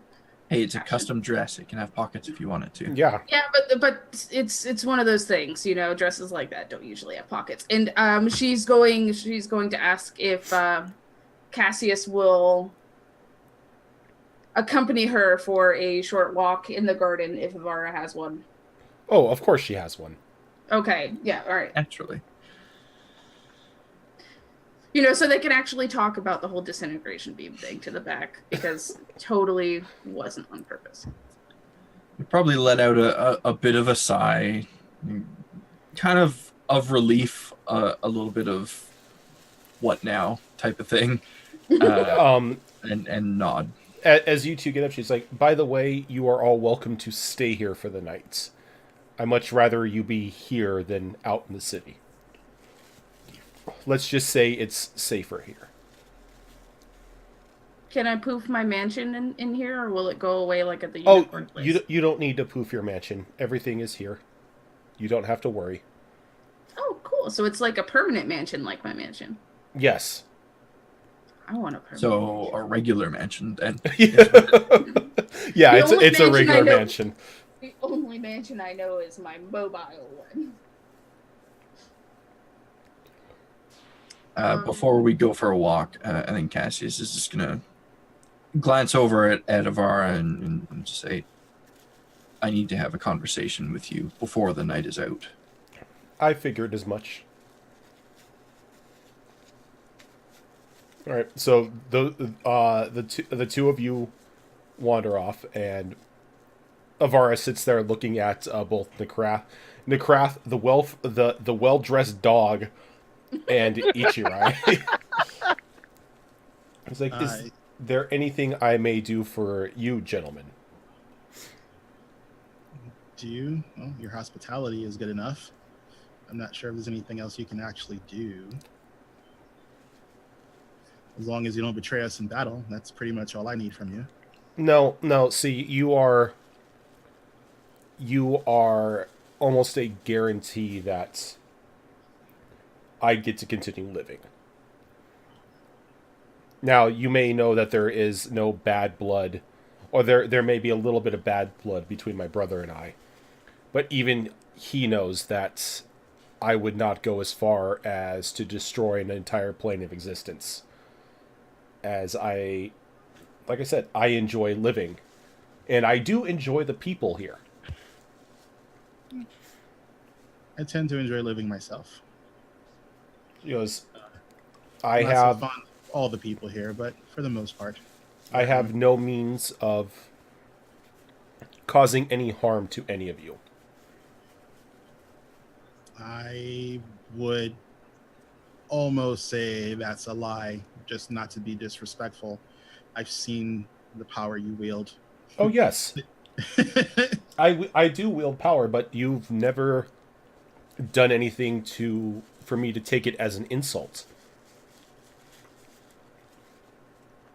Killing you mainly because, pretty much because I can, would be an insult to my power. And an insult to you.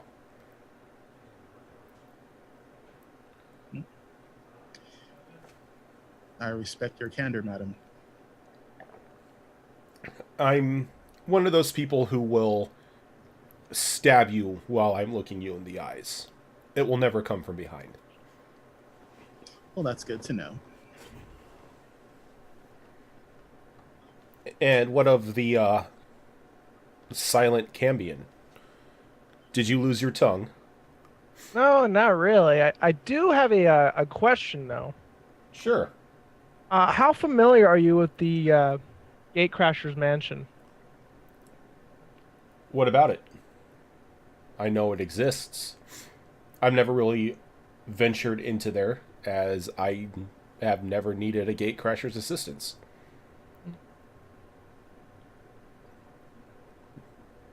Why? What do you ask? I've been like, what is it? How would you say it's feels like a year, but more like a week that how do you say, like I possessed the Trident's body in a sense. I want to know is who trapped me in that glove. Oh, you do not remember, so you are trying to regain that memory. Yes. I can help you. Yeah. Anything previous as to who I was and so forth. Very well. I will brew a simple dream concoction for you tonight. All right. And you will remember everything. Though I must warn you, it may not be pretty. I'm very well sure. I've been through some shit. He goes, okay. It will be waiting on the nightstand next to your bed. All right, thank you very much. Who just rolled? I didn't roll. Oh, I heard the dice roll. Weird. Oh. What's going on? I secretly rolled and you didn't know. Haha. Weird. I'm just hearing dice noises now. He goes, well, if there isn't anything else, gentlemen, you have free reign to wander. Uh, your rooms have been prepared. I do have an extensive library if you wish to read up on anything. Not really one of martial status, so I'm afraid that I don't have any sort of gymnasium or anything. But if you wish, I can whip one up for you. That's fine. If she does have a library, though, I'm presuming there's books on alchemy. Yes. Then I would probably gravitate towards those books, since that's the closest thing of my interest in her library I'd probably find. Okay. So, let's go over to what's going on between Luxana and Cassius. Perhaps after our last break. Yeah. Let's go ahead and do our last break, and we will get back to see what Luxana has planned with this glowing vial. So stick with us, guys. We'll be back in about 5 minutes or so. Nice knowing you, Cassie.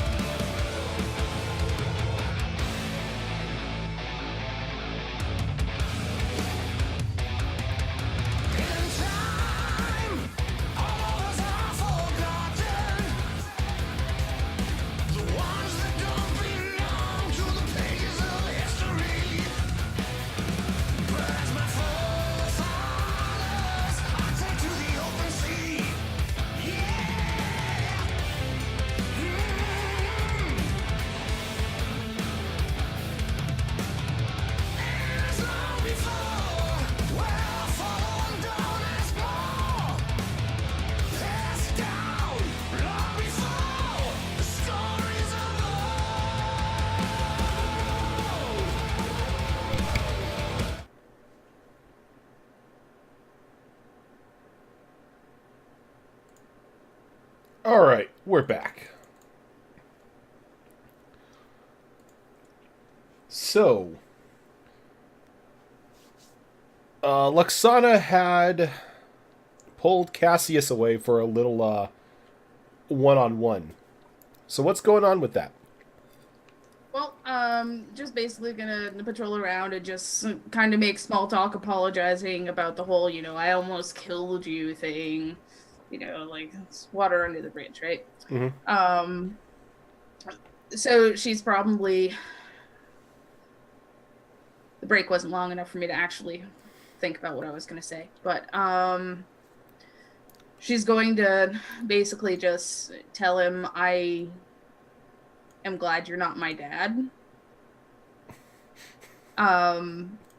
But like tapping on the locket that she gave him, just tell him that while he's going to look after her, she's also going to look after him as much as she can, and then she's going to pull the vial out and kind of hand it to him and just be like, this is what the soul dude wanted. This is celestial essence. How'd you get this?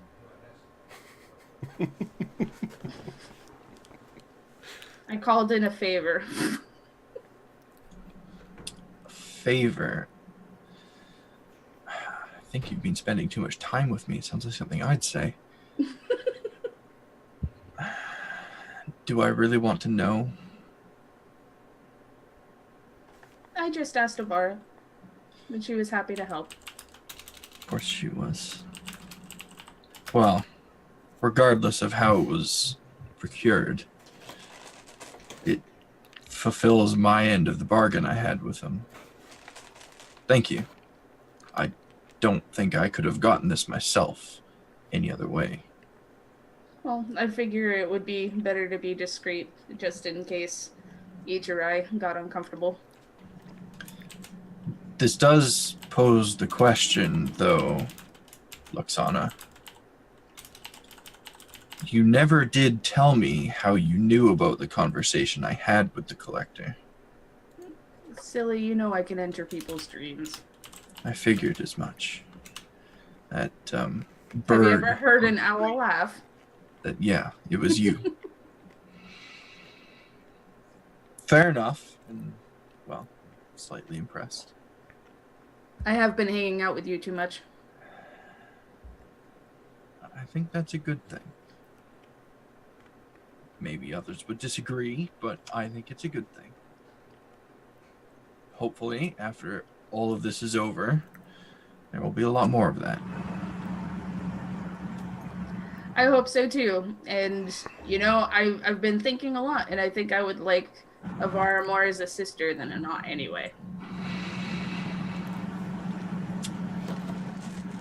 We'll come back to the topic of Avara.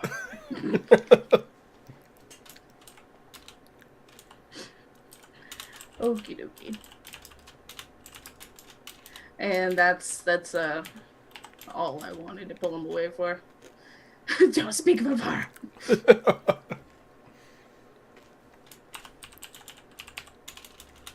I think they'll probably, seems like the appropriate time, share a bit of a hug before they go back to the mansion. Okay. And once you return back to the dining room where everyone is, you see that everyone has already gone off to their own places. Cassius, you are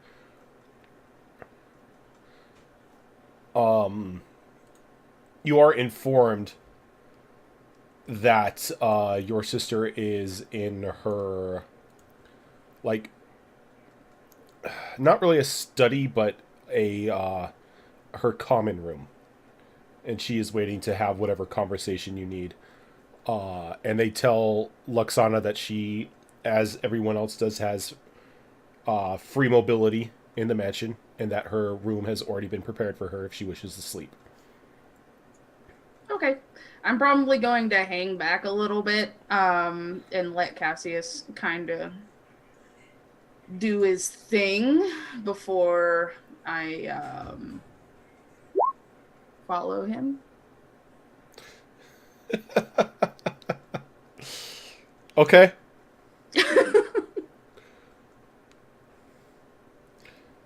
I have to do this for my own reasonings that may or may not be revealed later. Ooh, okay. So what is the insight for? So, knowing Luxana fairly well at this point, I think by the time I kind of reach Avara's study, I'll probably kind of enter there for a minute and then very abruptly turn around and use fairy fire in the entryway to the studyway. So, if you fail that dex and you're in the radius of that, you're no longer invisible.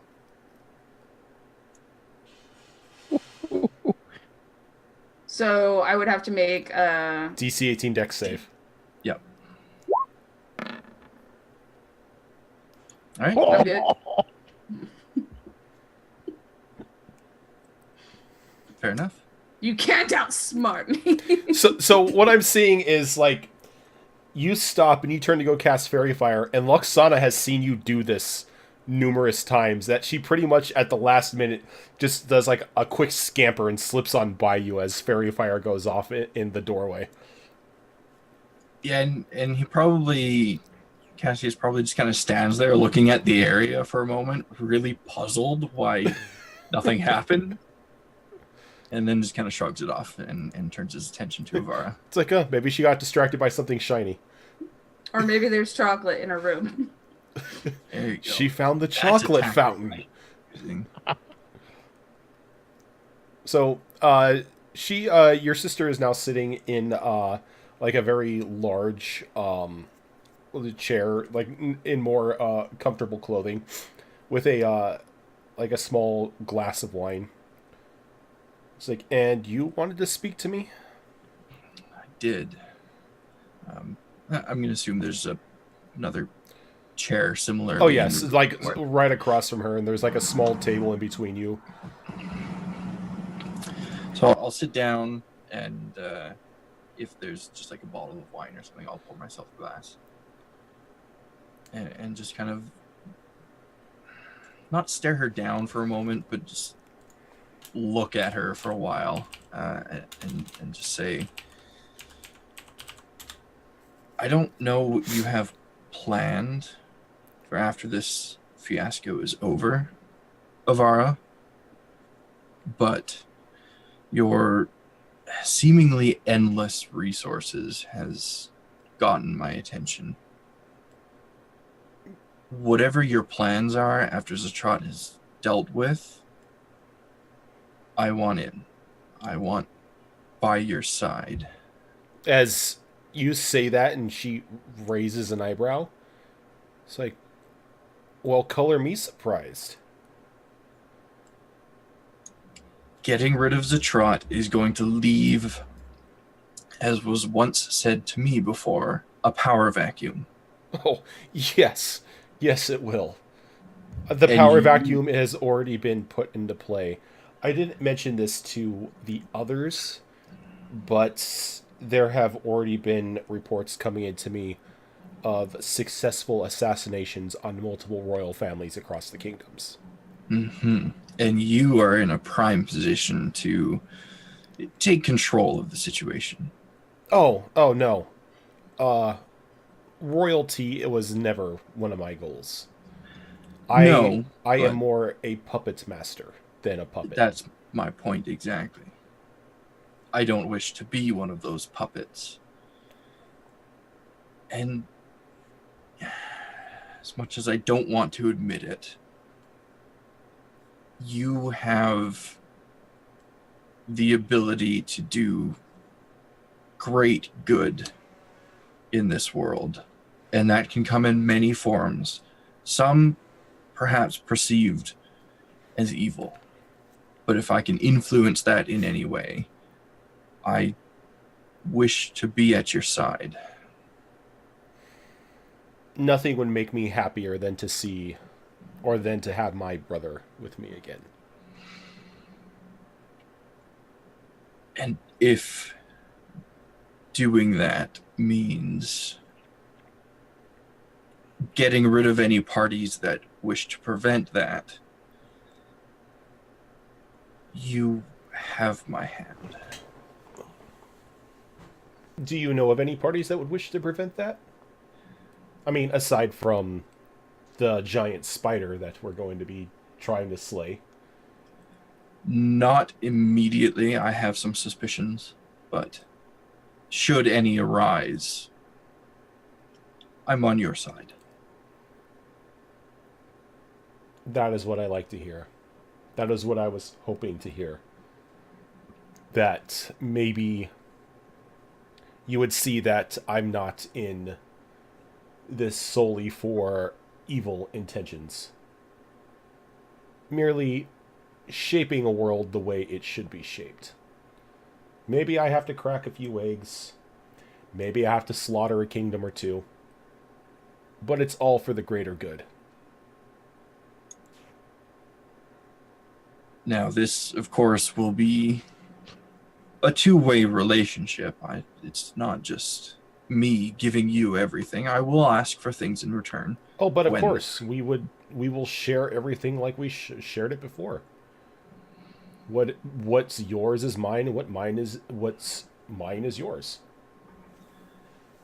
That's the goal I'm trying to reach, anyway. I don't know what Rigo's doing. I'm sorry, I got distracted. So, what say we make it official then? Official? Yes. As she puts her wine glass down and she holds her hands out. And in like a phase of like distorted energy, the two scythes appear in her hand. And she reaches out and like hands one to you. I was never meant to carry both. I was hoping I wouldn't have to see these again, Avara, but They are a part of us. that they are. He kind of reaches out and snatches one up. Now, what of Luxana? Well, you did give me your word the other day that no harm would come to her by your hand. None at all. And despite everything within me telling me not to trust your word, I do trust it. I don't think you have any ill intent for her. I have nothing but adoration for the child. She has much You and me potential. both. I agree. The choice is ultimately hers, however. If she chooses to walk away, we let her walk away. Oh, yes. But know that an eye will always be on her. Not as a means to keep track of her, but to keep her safe. Because you and I both know the cruelty of this world. We do. That's really all there is to it. Her fate is her own to decide. About how long has gone by since this conversation started? Like it's a very like it's a very like civil conversation. Like every now and then they'll like pause and take a sip of wine and everything. You've probably been in there for probably about 10 minutes now. All right, because greater invisibility lasts for 10 minutes. So I think at that point, I'm gonna be just kind of like standing there, kind of looking back and forth between them. And after mentioning that it's like my decision, I'm just gonna like poof out and just look at Cassius and be like, "I told you I would stay with you no matter what." You're getting a bit quicker on your feet, Luxana. You She's just gonna- missed her. She barely scraped by. Of course. I'm gonna cross my arms and look at him, and just be like, "I've been hanging out with you too much. We just talked about this." We did. And I would have probably been slightly disappointed if I did catch you in that. See, maybe you're just getting old. Hey now, like Avar looks, he's like, don't call him old, dear. He's the same age as me. We're And twins. there's nothing wrong with it. Give me a bit of time. My lifespan will be that of a millennia. I'll show you.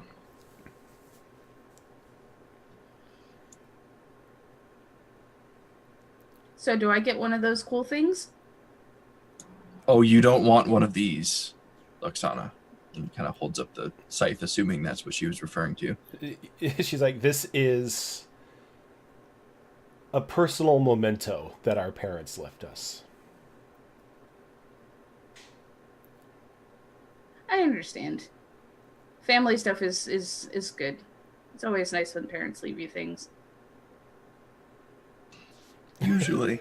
I still haven't read the diary, so Guilt trip. Hurts my heart a little bit.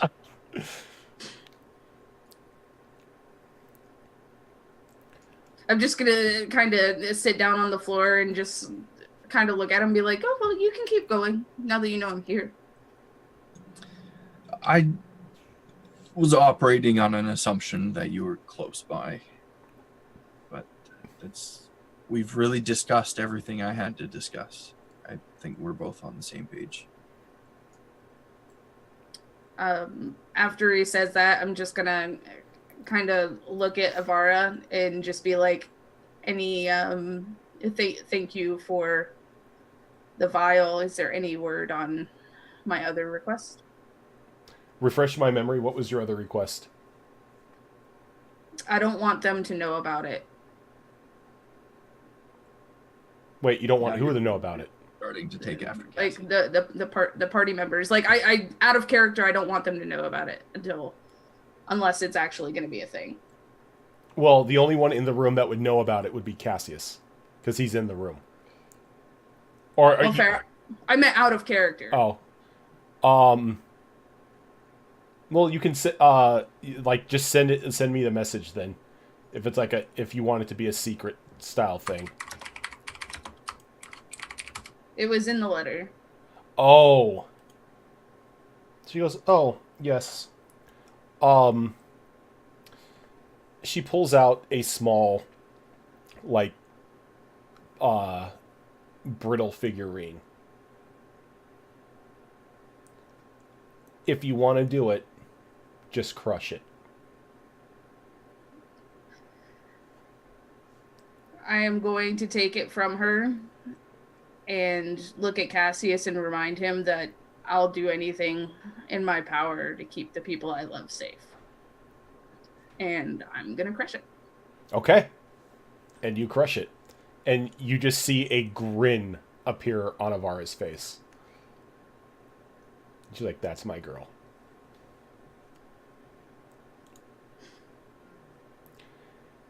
And I think with that, we can move on to the next morning.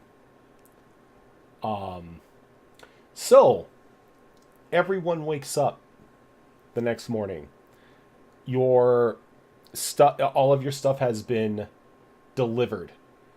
Elric, you're kind of in a mood as you wake up in a different bed than you were sleeping in. Yeah, not happy. But it's a very nice room, and everything that you had and owned and everything is in there, neatly set up, along with your brand new Rod of the Pact Keeper. Ichirai. Yes. You wake up a little groggy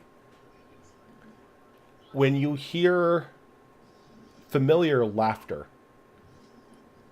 and then a kiss on your lips. Nani?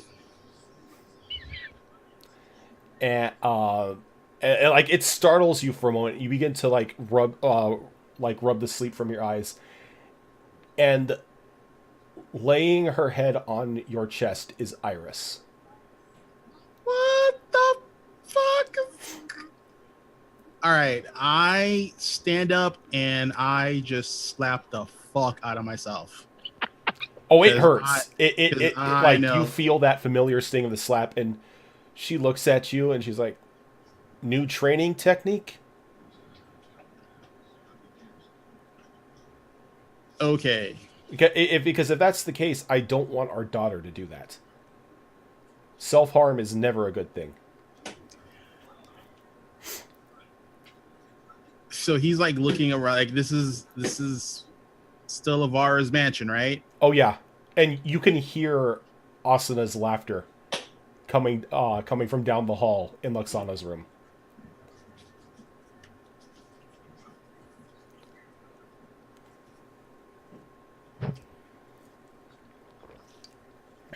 And how pregnant is Iris at this point?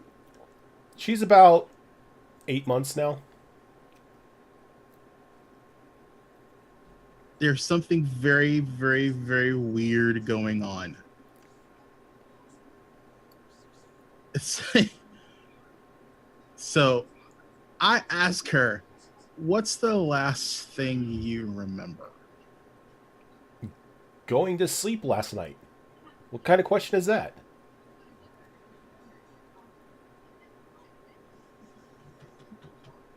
Were you up again? Were you sleep brewing? You know how that makes you forget things at sometimes.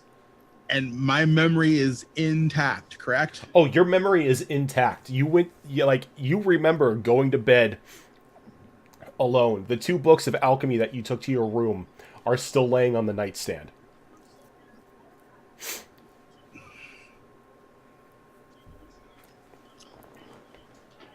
So it's like it's like he like grabs her on the cheek. He's crying, like just bawling. He's like, something's really strange. This should be. Yeah, why are you crying? I'm the one who's pregnant. I should be the one bursting out in like random emotions. Is this like sympathy tears or what? He grabs the back of her head and he kisses her on the forehead, and he goes, I need to step outside just for a little bit. I promise I'll be back. Okay, crazy. Okay. So he like just like, you know, he follows Asuna's laughter, Uh-huh. and he hears it like I'm presuming that that Luxana's door is closed, right? Oh no, it's open. So he looks inside. He just sees Asuna playing. Yep. Jumping on Luxana's bed, and they're both laughing and throwing pillows at one another. So there's adult Luxana Yep. and child version. Yeah, child version. Okay. Alrighty. There's something weird going on in the universe. Can I roll perception to see if I notice Ichirai? Oh, you Is he can see trying- him. You can see him Okay. because like you can hear him whimpering and like trying to hold back tears as you and Asuna are just like pelting each other with pillows. Oh, I think after that, I'm probably going to just like scoop her up and go over to the doorway and be like, "Say good morning to Daddy." And she just leaps from your arms and just like wraps hers around Ichirai's neck. It's like, why are you crying?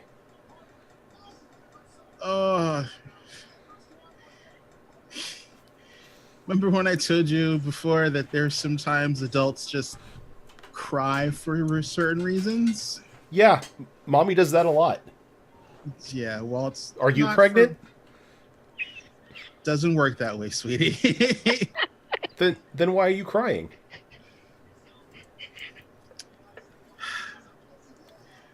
I'm not sure anymore. I think he's just happy that you had a good night's sleep. Well, he's like, well, mommy cries and she's not sure. Are you sure you're not pregnant? Can adults catch pregnant? She looks over at Luxana. No, they can't. Thankfully. I don't know what I would do if I was pregnant. That'd be crazy. I look at Luxana and I go, "What's the last thing you remember?" Well, bringing Asuna over here to talk to you, silly. I just did that. I mean, I don't have short-term memory loss. Yet. Groudon's dead. Ichirai, like, he picks her up. He's like the conflict in him is like just he's like, Daddy needs to step outside for a little bit. I promise I will be back in a little while. Okay. Ooh. Yeah, So we'll get Iris some breakfast for you so you can take some time. So we're on the side of a mountain, right? Yeah. Alrighty. So I go outside and I like fly to the top of the mountain. Okay. I need to do some thin air meditation. So I'm gonna meditate, like just I'm gonna meditate. I'm gonna put myself in like, a meditative state, and I'm going to try and contact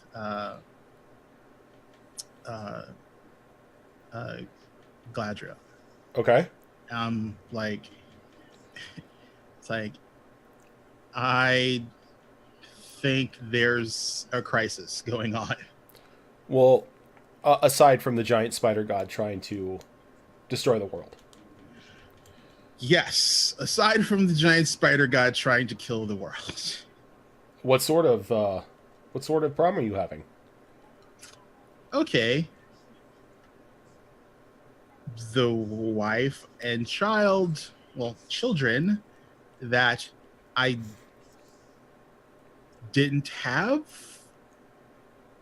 because of that fucking extraplanar being and null apparently exist again. What are you talking about? They've always existed.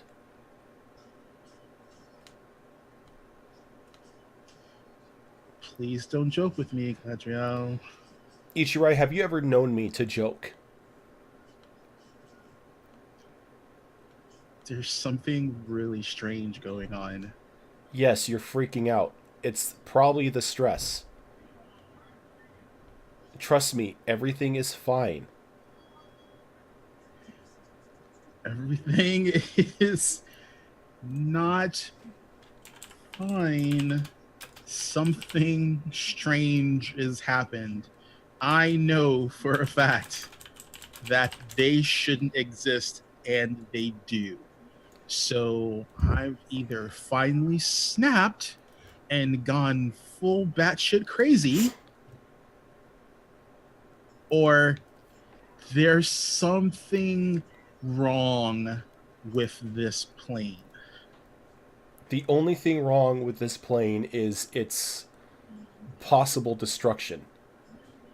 I assure you, nothing is out of place and everything is as it should be.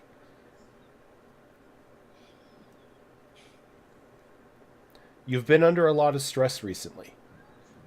You think? Oh no, I know. I know you know. I was being sarcastic. You're probably the person who knows me the best, which is why I was seeking some guidance in this situation.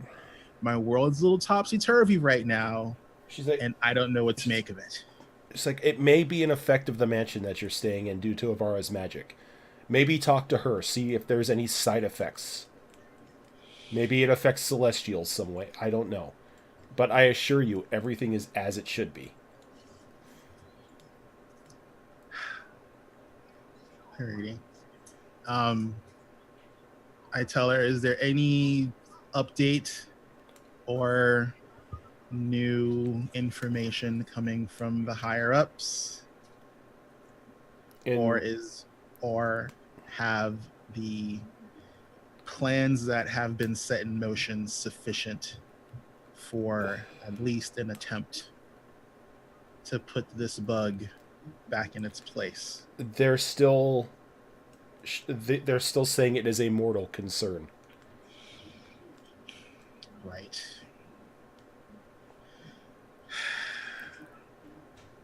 Okay. So he tells her, goodbye. We're gonna talk about this again. But I will try and find my center, and I will talk to Avara as you suggested. And he goes back down to the castle, and he tries to find Avara. He's purposely avoiding any party members. So if there's any party members, you find Avara in her personal garden, again humming that lullaby that she does all the time, and she gives you a pleasant smile when she sees you. Is there anybody around? Nope.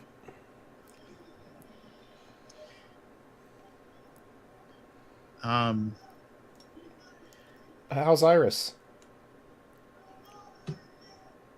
Should be a couple weeks now, and she'll be giving birth. You decide on a name yet? Yeah, I have. Is there someplace we can talk? Oh, we could talk here. Are we... We're alone. Things don't seem like how they were yesterday. It's because they're not. Let's just say a great misdeed was undone.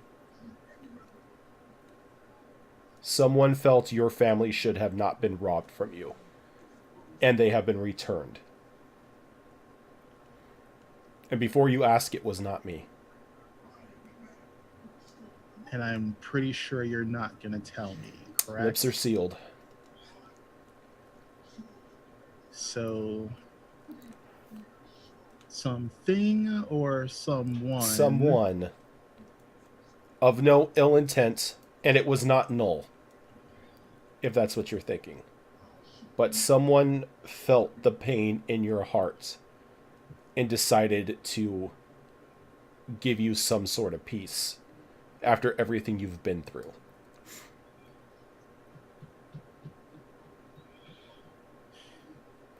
The price was paid, and your family was returned, just as you remember them. What was the price that was paid? I do not know, as I am not the one who created the spell.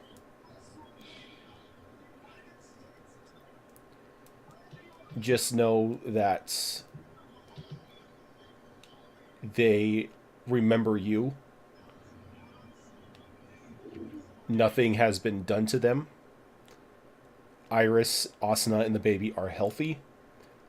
And for them waking up today, while it may be legitimately their first days in this world, they remember everything from the first time you met.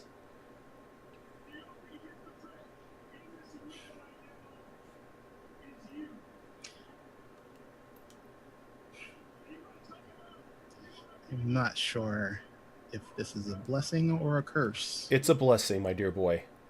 Do not look at it as a curse. There is no ill intent behind this. You, out of everyone in this group, have suffered the most. You only deserve peace. I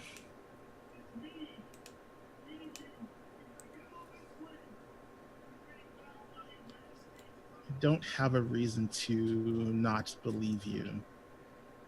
Only because with the power you wield, lying would be pointless. You.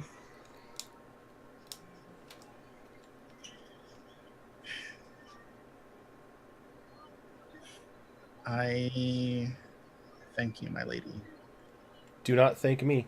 I had no hand in it. This was somebody else. And if they wish to let themselves be known, they will do on their time. Indeed. Ichirai just basically, fluffs his wings, gets himself a little bit of composure, and he walks back into the mansion. He's going to does he still hear Asuna and Luxana playing? They're down now in the dining room with Iris, like eating breakfast. Alrighty. He's going to join them, and he's going to kiss them both on the top of their head and tell them he's sorry for giving them any concern. He had a rough night. Okay. And I think with that, we were going to end it for this week. So, we have maybe 1-2 more episodes to, I think we can actually wrap the campaign up next week. You did forget, however, to go over Nekrath's dream venture. Oh, I have not forgotten to go over that. Okay. That's something we get to learn next week. Woo! But we may, if I'm thinking correctly, we have 2 more episodes for season 1 of Gibbering Mouthers. So next week is going to be the setup and the start of the final phase of the adventure. And then the next week, we'll either, I need to design it. It's either going to be the final battle, or it's going to be like a final battle / epilogue. So we've got 2 more episodes for season 1, and then we will be jumping into world and character building for season 2, which will be starting up probably around the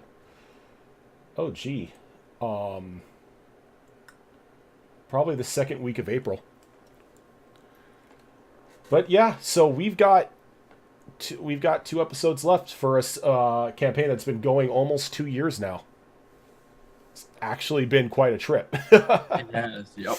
It's been fun. And then you guys are going to make new characters, and we are going to start up with a brand new campaign. Killing me, Smalls. Oh, And I'm really, really glad that you liked my idea for that backstory. yeah, I like the backstory. I'm really excited for that. But stick with us, guys. We are going to go on a raid here in a moment. But before we do, we will be back tomorrow, starting at 6:30 for the official start of our brand new pirate campaign, Keelhauled. And that's gonna be a blast. If you guys were here with us for the past 2 sessions, we did world and character creation, and we're gonna see how the world that we made now treats us. So tune in for that starting tomorrow at 6:30 p.m.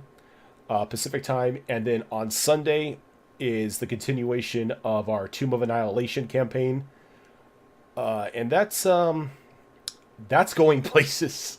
Yeah, that's something. That's something. I think we just got shanghaied for the second time in this yeah. campaign. Only We we're did. conscious this time. Yeah, we're at least conscious this time. Well, I was kind of slightly unconscious. I got hit in the back of the head by a massive tree. True. But before we head off onto this raid, Groudon, what do you do aside from Being stupid?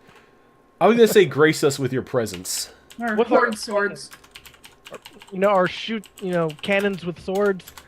My name is Master Groudon. I'm a variety streamer. Mostly been doing a lot of Final Fantasy 14, and I've been trying to veer off from it, but it's really hard to because of the new Eureka patch of doing that relic grind.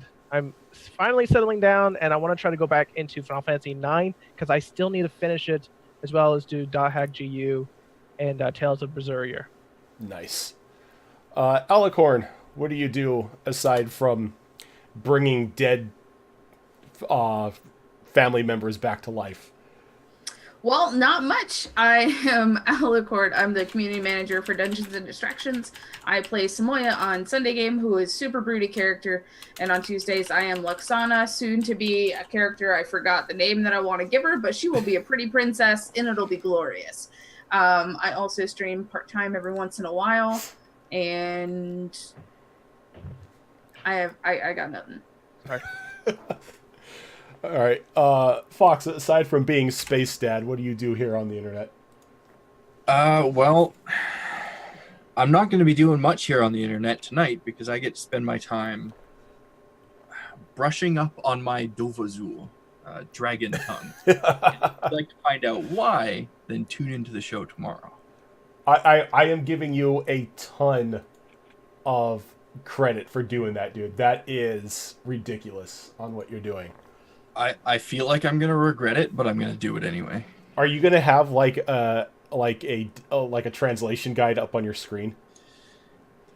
Please tell me. It's sort of. I've kind of been taking notes for like a month on the language for various reasons, and now it's just kind of coming into play, or I'm forcing it into play. I think it's gonna be a rocky start for the first few weeks, but I'll kind of work my way into it. Nice. All right, Azarin, Captain Kung Fu Fighting. Yo, my name is Azarin. I will soon again be hopefully a variety streamer, variety charity streamer. I am technically done with matriculation for some stuff I've been doing in the adulting side of life. So I am trying to re-enter the workforce again. And aside from all that crazy stuff, I've been watching tons and tons of anime, isekai for life. Fight me, I dare you. And I'm here Tuesdays, obviously, playing my crazy Rock'em Sock'em Punch 'em Monk. And when I get final approval on my character for season 2, I'll be playing a little different side of the character. I don't want to give away too much. I'm still waiting for my backstory to be allowed, but he's gonna be fun. It's gonna take a while for him to get to kind of what he should be. But I've been playing with this particular build on paper for a while, and I'm anxious to see if it plays out the way I think it will. By the way, I love to D&D theory craft. I spend a lot of my time doing it. And I am Rojan Quest, and I guess the follow command doesn't want to work for me. Well, that's because I just did it, because Oh. you shouldn't have to shout yourself out. This is true, but thank you for that. I just saw it. But I'm Rojan Quest. I'm the DM here on Gibbering Mouthers, as well as Wednesday night I will be Toka, the Tortle Barbarian. And on Sunday, I am Lexus, the Schultz hacky sack, who is now an Asimar fighter, who started off as a cleric. But aside from that, I have my own channel where I do a variety of fighting games, RPGs, and FPSs. Right now, it looks like I'm going to be diving a lot into Sea of Thieves, as well as jumping back into the Mass Effect 2 playthrough. But for now, we are going to go on a raid here, and we are going to go raid Pixel Monkey, if I can spell his name correctly, because That's a weird name. I like it. I've been botching it so much recently. See? Oh, I got it correctly. Just wrong command. So if you guys want, please click that button up the top. Let's join us on this raid. Let's go show him some love. He is currently doing some Sea of Thieves. So when you get over there, just spam in his chat. I heard there were dragons in here. And we will catch you guys tomorrow starting at 6:30 for the start of our Keelhaul adventure. Until then, have a great night, guys. We'll catch you later.